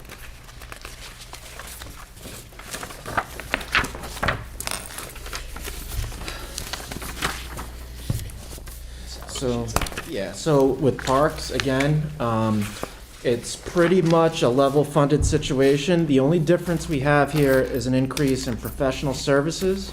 And that is mainly due to two things. Number one, the increase in police details. We utilize those details for tree removals. Number two, there was a change in the laborer's contract where events that are thrown by the city would have to be paid a detail rate. So what we did was move some of the money from our overtime budget over to these professional services. So you'll see a decrease in the overtime and then an increase in the professional services. Other than that, we're pretty much level funded across the board for everything else. And to clarify, so when Derek says increase in professional services, he means if you combine professional services, police detail, labor detail, and then the other, like pest control, HVAC, things that were Yeah. split out. So those were Okay. split out Got into it, split individual into three, accounts. okay. So overall, it's a increase in the overall funding for that, what used to be just in the professional services line. But those have been kind of split out. That's a process. Into 3 lines now. Yeah, Got it, and that's a okay. process we're trying to continue to, do throughout the city. It was easier said than done for some of the budgets, and then, it'll be a continuous process throughout this fiscal year. Okay, yeah, and that was my question. I was like, I saw 14,500 was requested, and then 6,000. Okay, now it makes sense. Additionally, you'll see salaries part-time. So that is, previously there was nothing in salaries part-time. So this actually kind of segues into the zoo discussion as well. So one of the things that we looked at is with the change in staffing, having an opportunity for part-time backfill for keepers, because we basically had the attrition right now of one of the keepers. So there used to be a keeper that was funded 50% on the general fund, 50% on the revolving fund. That position is currently vacant. It's no longer funded. And instead, as sort of a trial for this fiscal year and to do this summer, we've basically created some additional funding in the general fund to backfill part-time for a keeper position. So as John and Derek identify the need for, essentially additional people to fulfill those services in busy times, and that they'll be able to utilize these funds rather than funding an entire position, which I believe came on a few years ago. Yeah, probably 6 or 7 years ago. Yeah. So this is part of the broader effort to kind of relieve some of really take a look at the expenses on the zoo side, and relieve some of the expenses over there. And then at the same time, there's sort of a net benefit to the general fund as well, with the attrition of that position. And it's not necessarily a permanent, we'll continue to evaluate if the zoo improves over time in terms of revenues. And this is kind of a try. We want to see if we're able to kind of make this work with this level of staffing. Yeah. So. But that's a change in his budget that, that's exactly what that 9,032 is for. I believe it's 19 weeks or 20 weeks at, basically the 19 hours a week. 19 hours a week part-time, at the hourly rate. Makes sense. Why the workers' comp budget at 0?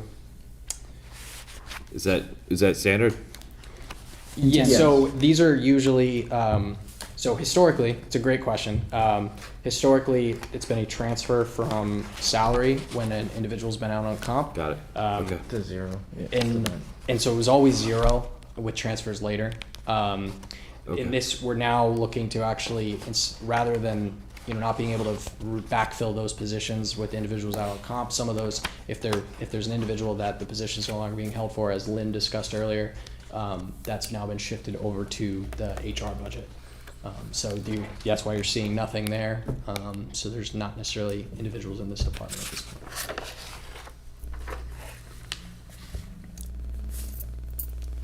Oh, sorry. Counselor So, Dolan. thank you. Mason, so that's shifting over to HR, that'll free up for not just the zoo or the parks or anybody to be able to fill that position Yeah. and not come off their budget. Yeah, essentially, we've been working down a person because we've been having to fund the workers' comp for that position, so shifting it to HR will allow us to rehire and work to our capacity. Right. Can I, the salary lines will continue to have 100% of, for lack of a better term, the full-time positions that are there. But if I went out on workers' comp tomorrow, right now my salary for Deb Gould is in the accounting budget.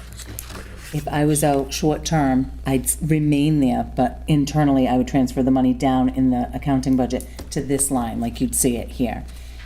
If I was out long-term, for 8 months, and HR made a determination that, hey, you know what, it's time for Deb's position to come over here because they need to backfill that position in the department, that's when the indemnity would shift over to personnel, the HR department. So in the short term, you'll continue to see these within the budget, but if there's a long-term change, that's when it would shift over. In other words, if the position if the person's not likely to return to the position, that's when it would shift over to HR. In the meantime, it would continue to stay in the departmental budget. That's exactly what needs to happen because, you guys have been through it. DPW's been through it. I hear it all the time from being in public works that everybody's, they're down people and they can't fill it. Yeah. And that's not good. Yeah. All right, thank you. Thanks, Deb. So, what are you missing? What are your concerns with the budget? Well, of course, it's, nothing's ever gonna be funded to the way I would like to see it. But, I'm comfortable with the budget as it is, and I feel that we can make do with how we have it. The only wild card would be our overtime. If we have a year like we did this year with a lot of windstorms and rainstorms, that's something that's concerning, but that's a situation where we would have to address it, if those circumstances do occur. That's probably the toughest call with these type of budgets, is the unknown of Mother Nature. We'll need counselors to start getting rakes and lawnmowers and. These counselors are landscapers. Councilor Lavoy. Thank you, Chair Cobus. So you mentioned in your objectives for fiscal '25, actually the first one, changing an admin clerk to office manager. So your more complicated job duties. Is that reflected in the salaries? It is not. Okay, because I noticed you're a bit under what you wanted, about 30-some odd thousand. So I was curious how that lined up, and if that was factored in. Oh, and to clarify too, it's a great thing to point out. The salary line, so again, that attrition of that 50/50 Cooper, that's affected between the requested and the recommended. So that happened after, after the department requested the budget, as well as some of the positional changes that have happened recently, and just staff turnover. Salary, like new hires or replacing, attrition. That's kind of been the change between when department budgets went in February to, the April proposal. Had a little bit of turnover, more veteran people have left, younger status has come in, so we've saved a little on that. But, so operating under the approved budget today, is that objective essentially not feasible in changing that position, or? No, this would be to keep the positions as status quo. And it's something we could possibly look into the next fiscal year, but, we'd have to, move forward as status quo here. Okay. Any other questions about Parks and Forestry or comments before we move on to the zoo? All right. Let's move on to the zoo. Actually, pull it out. Find the right pile.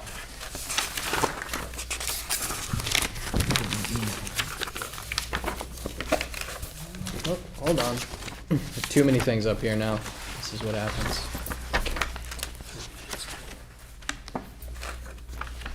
So I brought, if I can find it, yep, there we go. So I actually brought the proposed 2607, which is the zero revolving fund. This is actually the proposed budget. So, what the council is responsible for is voting the expenditure cap for the revolving funds. So this is a case where, the expenditure cap is quite literally the proposed budget that's here. Thank you. So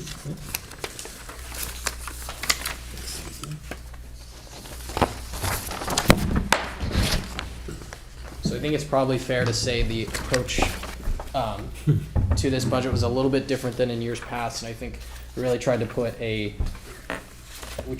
cut expenses as best we could to try to find a path forward for the zoo. And so I can let John should speak to the zoo and his time here so far, but I just, wanted to make sure you had that and we can go into detail.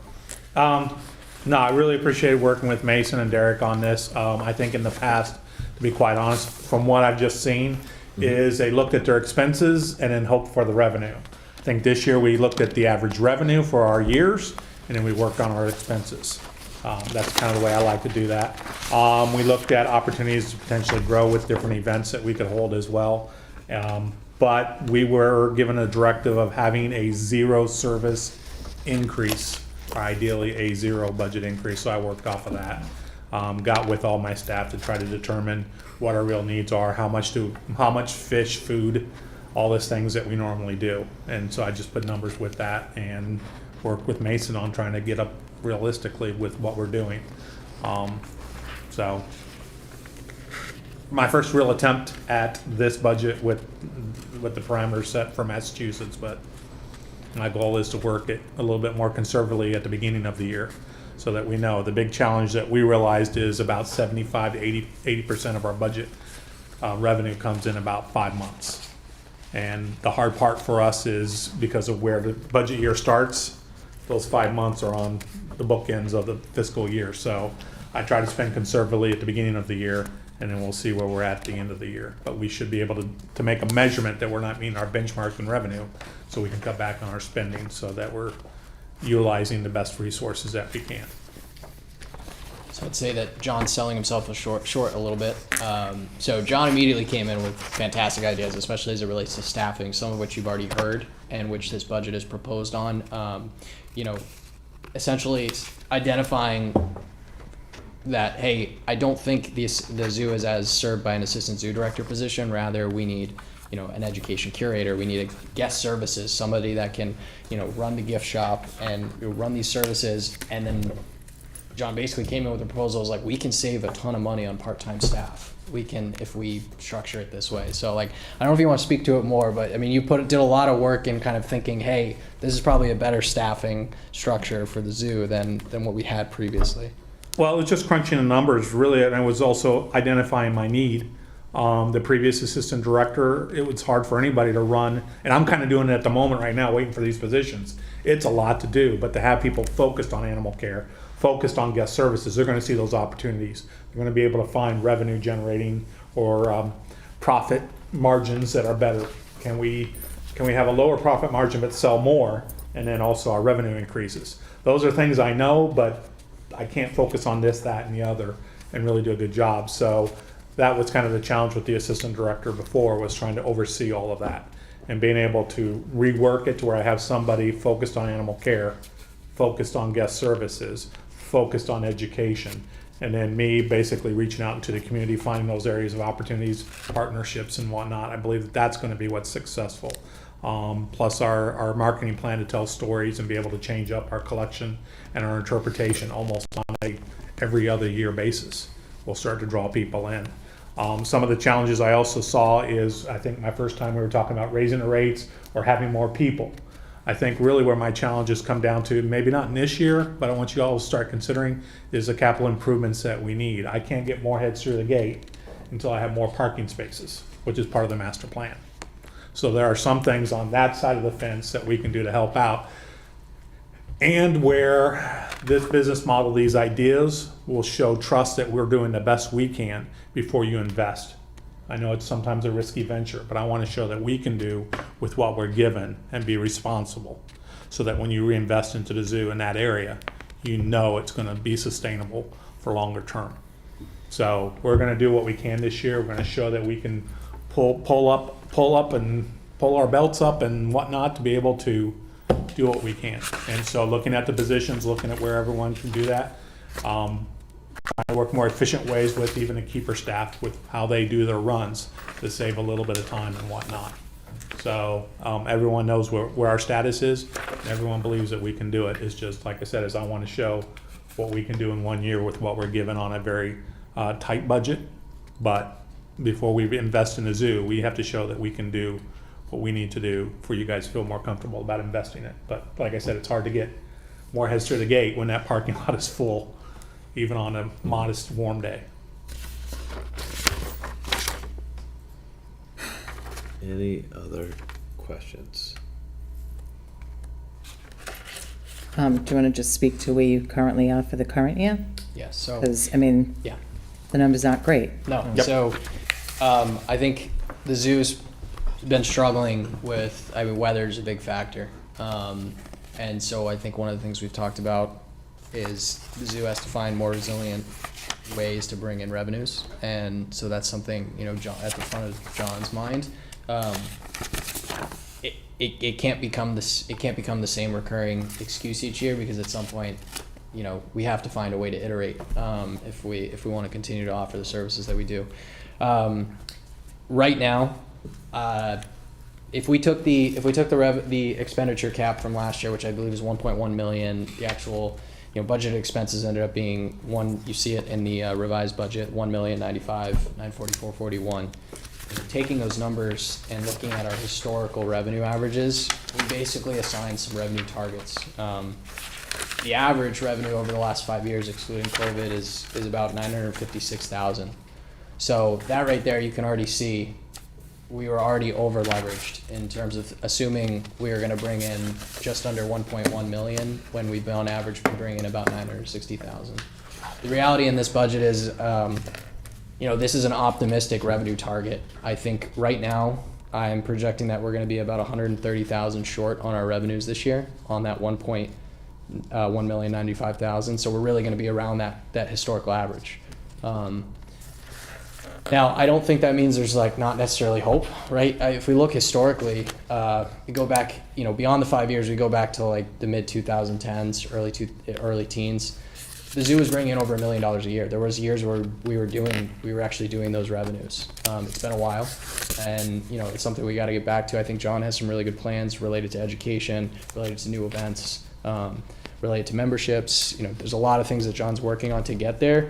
You know, I think the reality is this is still an ambitious revenue target of 1,070,000. It's lower than what's been set in the past. It's actually, as an expenditure cap, is lower than the last few years, because we really did like a zero-based budget. But it's still ambitious. If the zoo doesn't have a good May and June, or, you know, like I said, I think we're on track to be about 130,000 short in this fiscal year. There's cash on hand. It's not that the zoo is going to have no money to operate. But that's not a sustainable practice.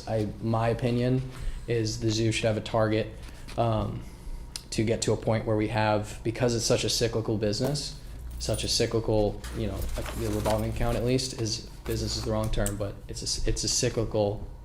It's very cyclical. Operation? Yes, absolutely. Thank you. I think they should have about 12 months operating expenses cash on hand. I would say right now they're a little over 6. So, you know, if that's where we're at, I don't think we're not in a sustainable place in terms of if we continue to bleed $150,000 a year, we're not going to have any money to continue operations. The general fund is going to have to pick up, or we're going to have to change how we structure operations over there. So, you know, this year, like John said, it's a proving year. You know, we're going to see, you know, how do we iterate? There's a lot that John is really refining around the gift shop, concessions, you know, taking a really close look at things that I think have slipped by in the last few years, just based on everything I've looked at. And so I do think there's a light at the end of the tunnel. But I think, you know, we have to also be realistic of if you know, they don't get reasonably close to these revenue targets, we're not going to be, you know, able to operate at the same level going forward. We'd have to consider taking on additional expenses on the general fund, or, you know, potentially changing the operations, or, you know, changing the services. So that's the reality that the zoo faces. I think John and Derek have done an amazing job to try to work on creative ways to find, you know, new opportunities for exhibits, you know, through donations and, you know, use other funding opportunities. And they have some really great ideas that are, you know, less cost prohibitive than I think some of the big items. And I think I think there's a path forward, but again, what we're facing is right now we're about 130,000 short of where we should be for the fiscal year, and I would say we're going to be between 130 and 150,000 short. May and June are huge months for the zoo. The biggest revenue months are, May through August. So, this is an opportunity for us to turn around in the next few months, but, again, we have to be real about kind of what we're facing. So.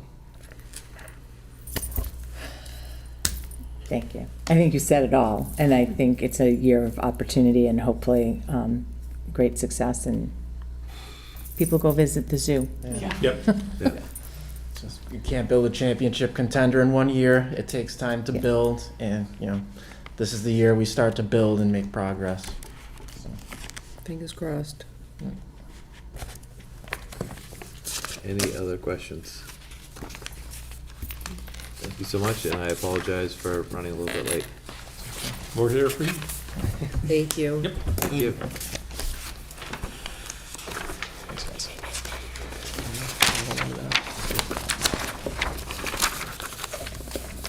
Too bad, no. It's 15 minutes. 25 in the future. Okay. Yeah, then we'll talk about it more. Yep.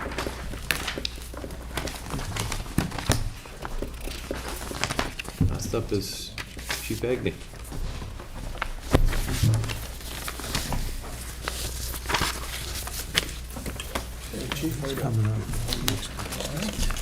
Sir, welcome. Thank you. How's your flight? It's delightful. Excellent. 2-hour flight, 3 hours getting out of Boston. Page 69.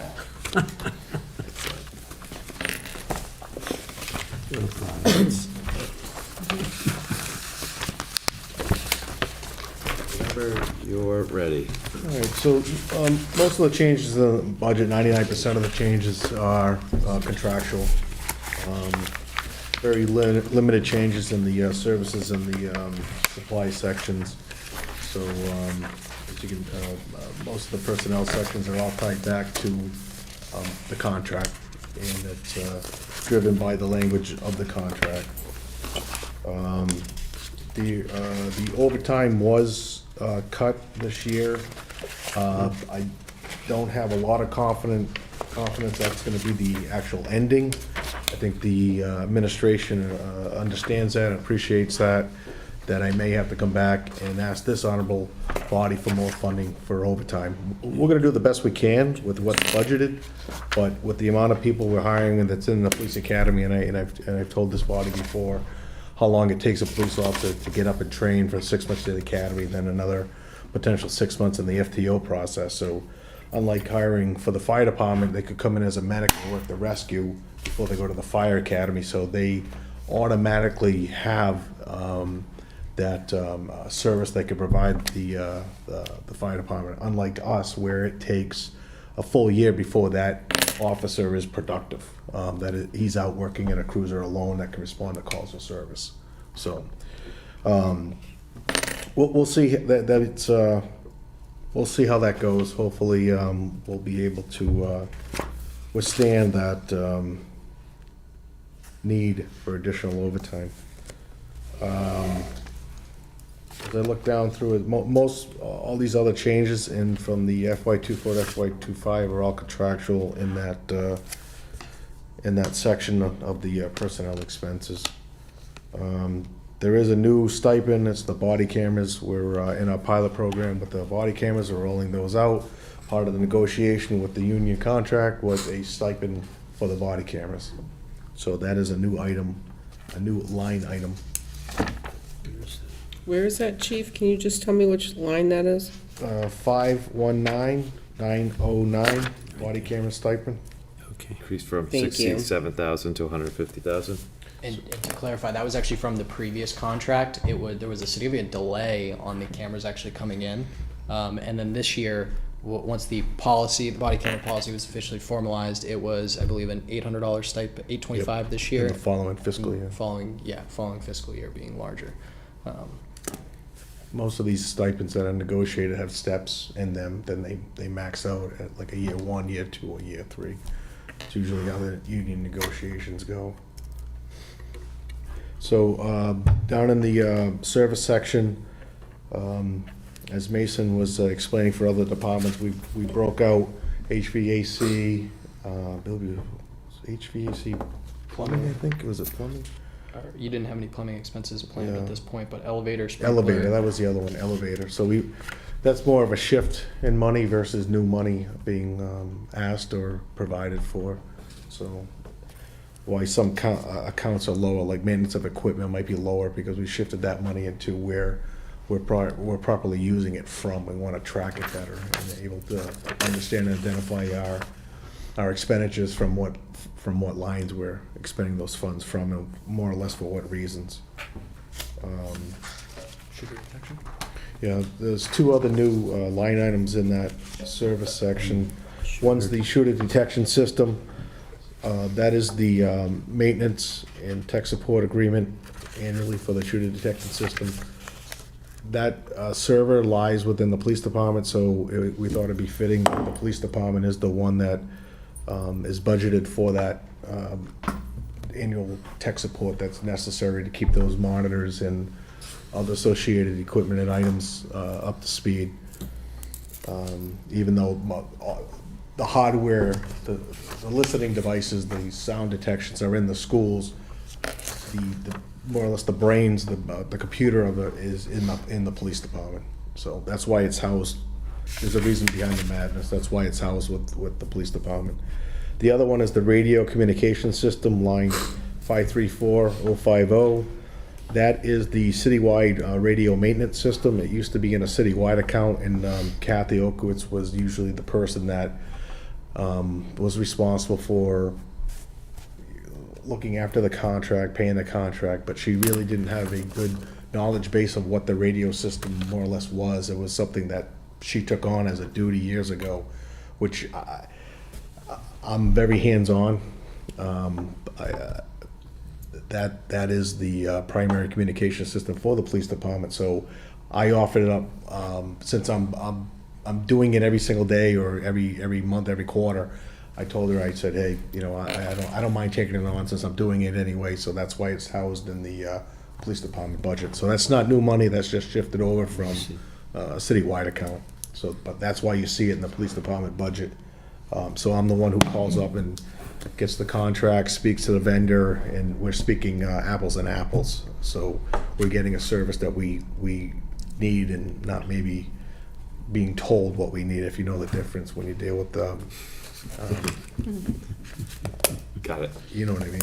Oh, yep. So,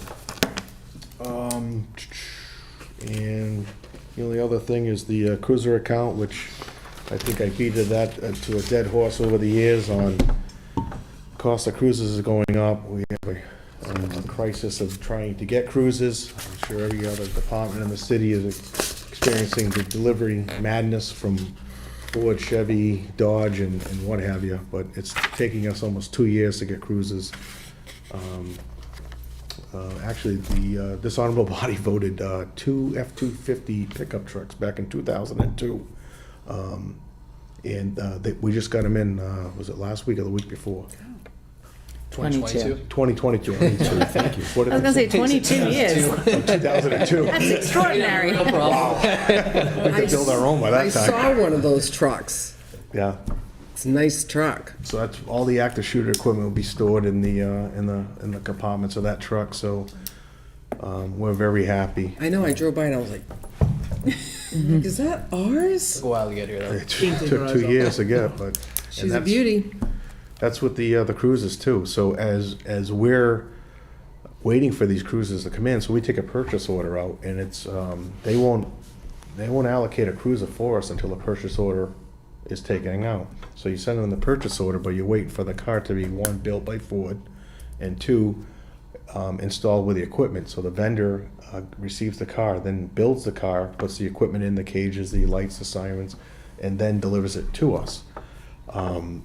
So there's a significant delay. But compounding that is the current fleet. You still have to maintain that fleet, and it's an aging fleet. So Ford doesn't rate a police pursuit vehicle over 100,000 miles or 3 years.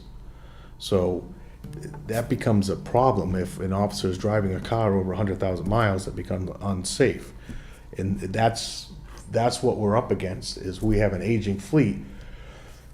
There's safety issues, and then there's money expenditures. You gotta keep that fleet up, and thank God we have an outstanding mechanic, because it's a Herculean task to keep the fleet, but also how we're funding the fleet.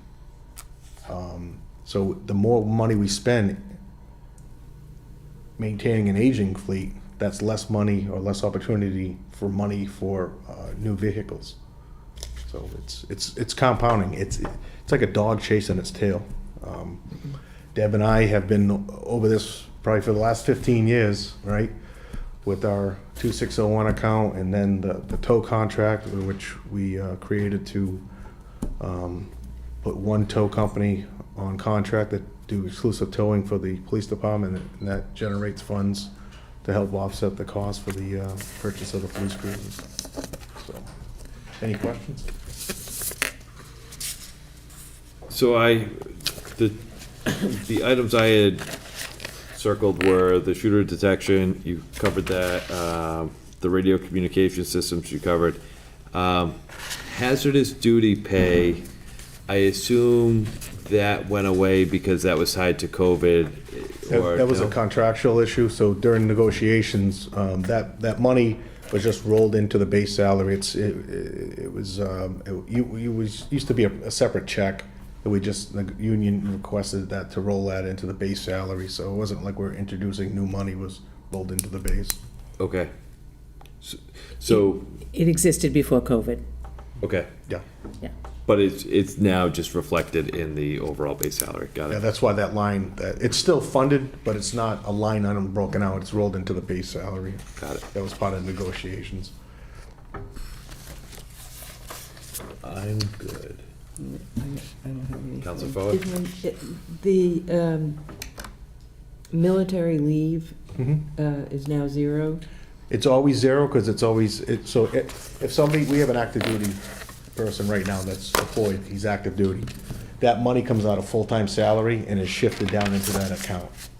Same thing with line of duty injury, active military. I believe those are the only two. So we just take that person's salary is funded year-round, Right. but it's funded in that full-time salary account. So when he gets deployed, he gets paid out of that account. And so we just shift the money down. Because their position still has to be held. So Right. you've budgeted for the position. You can't backfill for that position. So that's why the funds have to ultimately come out of the salary line. So there is a line item here that says military leave. Correct. It's so because in 24 there was funds transferred from the salary line to that line. Right. It shows up here. You see the 35,000. That's Right. because the person was actively being paid out of that line. Come July 1st, I'll have to shift the money down to. I see, okay. It's a timing issue. Correct. Thank you. Thank you. And you'll see that with line of duty injury. If we have officers that go out on line of duty injuries, I have to shift that money down from their salary account, full-time salary, into that account, so they're properly paid out of that account.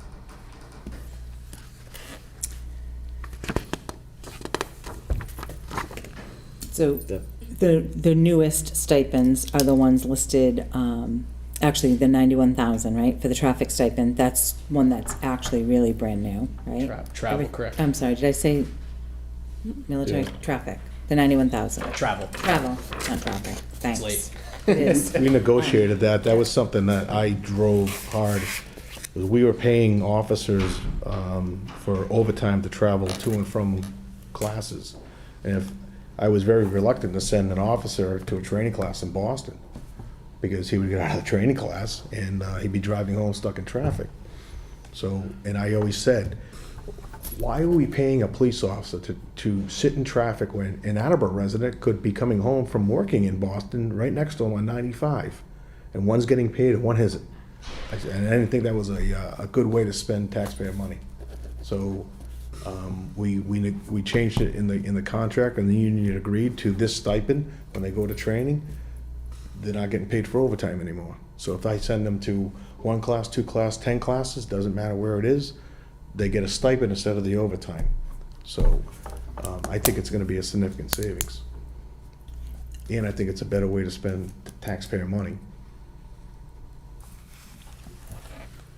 Makes sense. Well, I'll say one thing. That's a water. To me, the good news is that you're going to get a social worker.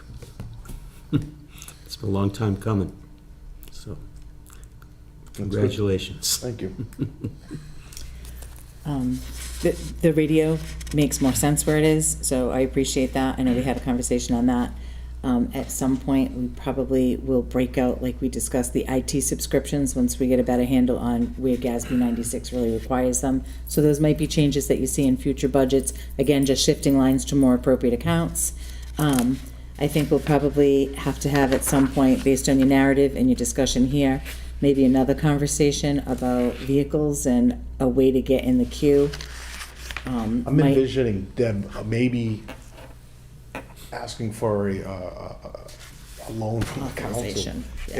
If we know it's taking 2 years and say Ford gets a little better at it, and we get it down to a year or a year and a half, if we could add another dosage into the cycle of, say, 3-4 cruises, and then we're gonna have an influx of maybe 3 or 4 cruises every 6 months instead of, 3-4 cruises every 2 years. So we're saving money on putting into an aging fleet and repairs, and then we're having that doses of coming in on that cycle. If we add it one time, and then we can keep it going by that one-time dosage of the new vehicles coming in. But it takes, a vehicle now is about $80,000 a year. When I first was chief almost 15 years ago, the whole package was like $28,000. I mean, it's crazy on how the cost of the cars, the equipment, but I think it should be also reiterated the importance of this being in the budget. As chief fought for a long time. If we just did one large borrowing for vehicles, at some point they all become unserviceable at the same time, right? So by at least having something in the annual budget, chief is allowed to better manage vehicles coming off the fleet, vehicles coming on the fleet at a regular clip. But at the same time, we still have, because of the delays, there's gonna be something we're gonna have to do to sort of re-up the fleet at some point in the aggregate.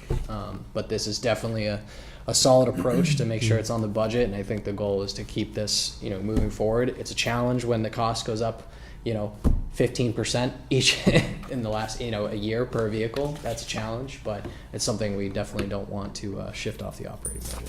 The cost goes up while it's on order. well, you know what they did? They canceled so we ordered 3 or 4 2023s. Ford came out and said, yeah, you know what, we're closing that plant in Indiana. We're canceling for everyone, every police department, we're gonna cancel the 2023 orders, and you now have to buy 2024s. And oh, by the way, they're going up $7,000, $8,000 a car. So I said, hey, we got a state bid for that. You can't just raise the price. In the state bid, there's a little line. We had numerous vehicles that happened too. Literally while it's on order, we need another $8,000. With fire as well. And the unfortunate thing is, right, you don't really have any leverage because there's another community in line right Yeah. behind Yeah, you they'll that take it. wants that vehicle. They'd So, pay an extra $10,000 just to get Yeah. it earlier. Yep. That's the problem. the only other thing relative to vehicles, when I pulled your revolving fund, I can't believe how much revenue you've brought in this year. You're on pace to, I think it's been 6 or 7 years. Is that directly related to That's one issue alone, the traffic unit. traffic unit, right? So They've been busy. adding the traffic unit, not that people like to get tickets and stuff, but, There's a lot of work, and they've been doing great, and they've been talking in areas, and a lot of the city councils have been giving us locations on where to go and where to address, because they're getting it from their constituents. So they've been busy, and they've been stopping cars, and they've been writing citations, so. I haven't seen this much revenue in this fund since the state changed the law of where it was going. It's, right now, revenue year-to-date, which includes sale of surplus vehicles for police, which is restricted revenue there, cruiser charges, which are related to the details, and the court fines, you're at $147,000. and change, which is significantly more than recent years, so. You know what? Richard Conkey was right. He fought for a traffic unit for numerous amount of years, and he kept saying it, and it's come to fruition. He was It's correct. noticeable. You can see them, like you know, because I do a lot of driving around the city, and you can see them more than ever now, which is fine by me. It's great. Yeah, they, at one point, do we add more traffic officers to the unit, because there's so much. We're gonna be down, I shouldn't say this, but we're gonna be down on Globe at Verndale. We got a complaint from a person down there regarding the stop sign and the speeding motor vehicles from the going into school and coming out of school. So we're gonna target that area. But when we go to target that area, we can't be on Tiffany Street, or we can't be on South Ave. So we're finding out there's a lot of need, a lot of drive for the traffic unit. It's probably the number one quality of life issue that people complain about in this city. Yeah, it's crazy.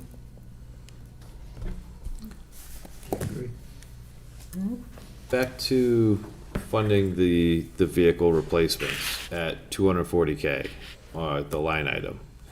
That combined with the tow contract, how many, so 240K That is the tow con, so the tow contract goes into the general fund, and then the general fund, when he makes the budget up, that's where partial of that money goes into that line, not the full amount, because it only generates 151,000. Right, it goes to the it's a general fund, it's a local receipt, so it goes as a general fund revenue, which ultimately the general fund revenues all support all the department budgets in the general fund. So that's 3 vehicles. Yeah, so roughly. the 3, and that's, I think you said, we talked about the cost is now 80,000 per vehicle, so that's, with equipping and everything else. In the revolving fund, when there's enough money there to purchase a cruiser, we'll purchase a cruiser on it, but that is the exclusive fund to maintain the cruisers. So there's no line item in my budget to maintain cruisers, to repair cruisers. Comes out of the revolving fund, so. So is 3 cruisers a year going to maintain the fleet? No. Okay. But that's the challenge, all right? So what budget's a pie. Where am I gonna get the, where's he gonna get the other pie to give, that's the challenge. I think that's why Chief's saying at some point, it's important that we have at least 3 cruisers in the annual operating budget for vehicles coming on, coming off. But at some point, it's gonna need to be in the aggregate, More. sort of a plus up to the whole fleet, because, over time, they're aging out, deteriorating out. The 3 a year that we're getting is not keeping up. Especially when Plus they're with the delayed. supply Yeah. chain Okay. issues. It's with been Ford. exacerbated by that, right? Yes. Yeah. So, but Okay. But if I may, your efforts in the revolving fund are gonna help mitigate that slightly. that's the goal, hopefully, but. Yeah. I know you're not gonna get there by that alone, but it's a measurable difference, and I look at it, I'm like, wow, they've actually made a lot of But we're progress. spending a lot more money on the older cruisers, keeping Yeah. them up and Yep. maintained. So as much as we're raising in the revolving fund, we're spending on the other side, Yeah. of keeping the old cruisers going. So, it's a challenge. It's tough. May I ask a Councilor Farr. question? Yes, please. Chief, how many cruisers constitutes a fleet? Well, there's 21 mock cruisers, so that's like the patrol division. Right. The detectives have their cars, the traffic officers have their cars, the pop units have their cars, then the upper admin also have vehicles too. But what I'm talking about, the 3 a year, is the marked. fleet, is the fleet. And that's when I say fleet, those are the 21 line cars. So the goal was always, 3 years is the max amount you want to keep a police car for. Usually when you get around 3 years, it's got 100,000 miles, usually. We try to keep our cruisers off the road for a minimum of 8 hours. So they're only in service for 16 hours, they're down for 8 hours. That will stretch the life of a cruiser. Otherwise, if it's run for 24 hours, you may get a little over a year out of that cruiser. So if we had to come back and buy, 15, 16 cruises, 80,000 a year, a lot of money to ask the city council to buy cruisers each year. That's why we stretch this out, and we have this plan, and we roll the life of the cruiser down. So. Anything else for Chief Hackney? Councilor Lavoy. As always, thank you.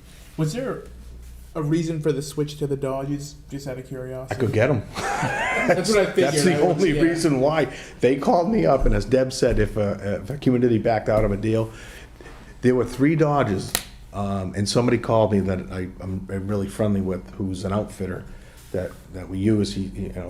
He's one of the salesmen up there. He says, "Hey, one of the chiefs just backed out. Do you want these 3 Dodges?" I said, "Yes." Right? Because those are 3 cars that we didn't have or couldn't get. It was amazing. It just kind of fell into place.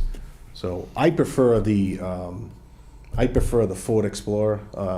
They call it Interceptor. It's the civilian models, the Explorer. It's the Interceptor. Why? One, they have more girth for guys like me with that sit in the front seat, right? The other, if you remember the Tauruses, they were more of a cockpit. They were tighter.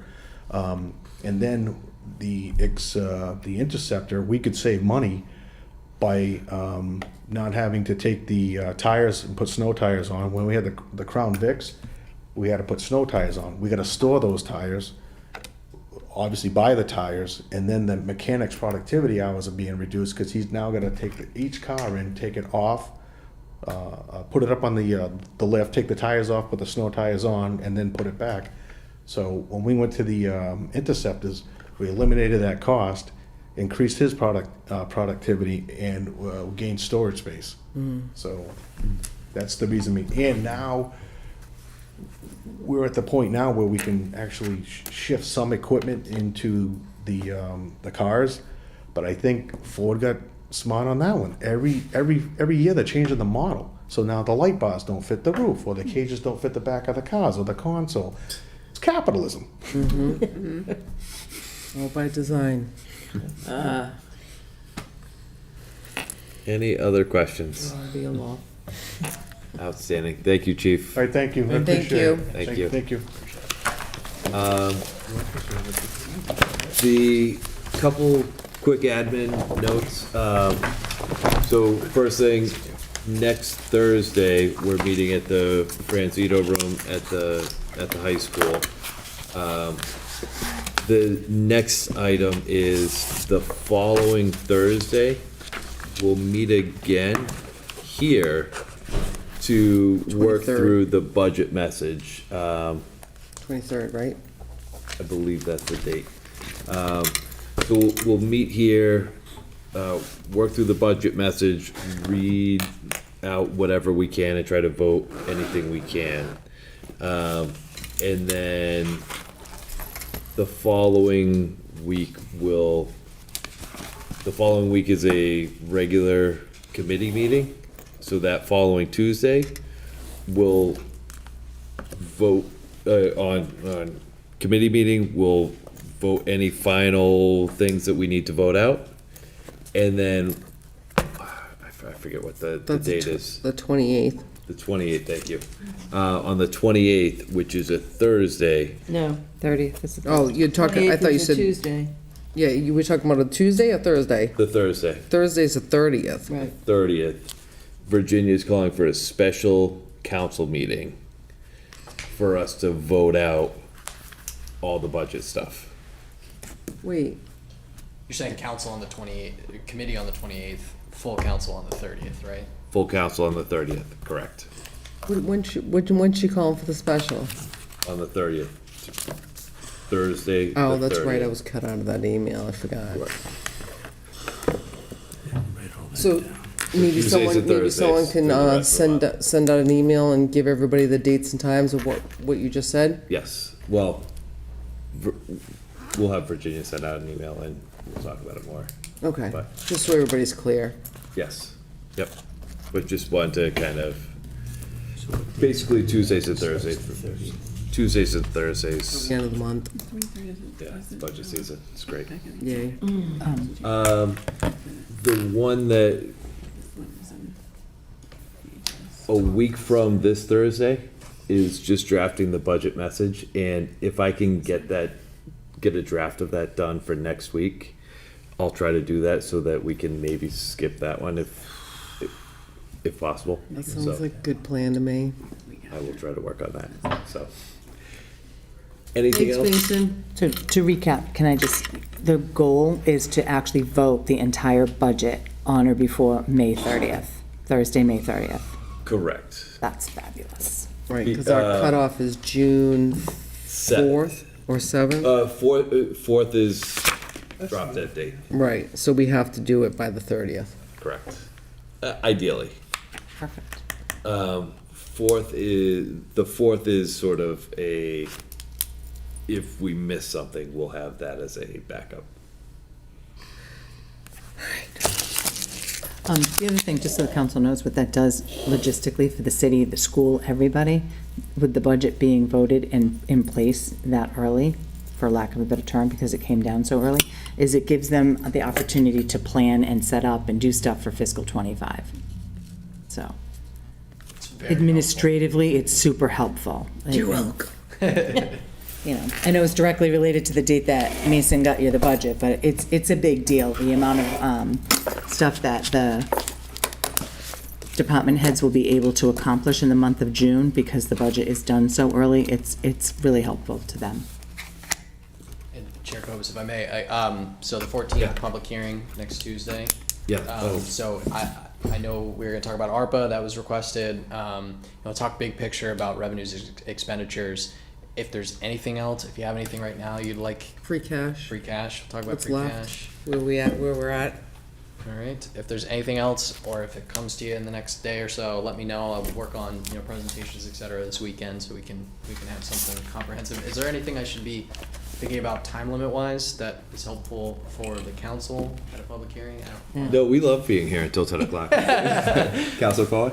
I was just going to say there are going to be increases in the fees for water and wastewater, so I think Correct. some sort of discussion Rates. about that, rates, Great point. Yes, thank you. would be good. And then I know we'll cover those department budgets on the 16th, but I can Right, kind but of this will be the rates. only public hearing opportunity. That's a great point, especially the bag rates and stuff like that just came Solid down. waste. Yeah, solid waste. And now solid waste, was that, I apologize for missing that, by the way. I appreciate, kind of working with me to fix that. Was that a different night for the public hearing? I think that was the 21st for the bags, right? I think that, Week off. 21st. I don't have my I council think it had stuff to be with the me. next. I think it want had to say be you're the right, next week's. because we went to Virginia Mhm. and asked. Yeah. I think it had to be advertised for the So I can 21st. come back for that too. Or, Yeah, okay. So we can cover that on a different But we can talk about the solid waste rate, and then we'll still can hit on that, but we'll cover it again. Sounds good. All right. Anything else? Hearing none. Move to adjourn at 9:47. Second? Motion's in order. All those in favor? Aye. Aye. We are adjourned at 9:47. Thank you, everybody. I appreciate it.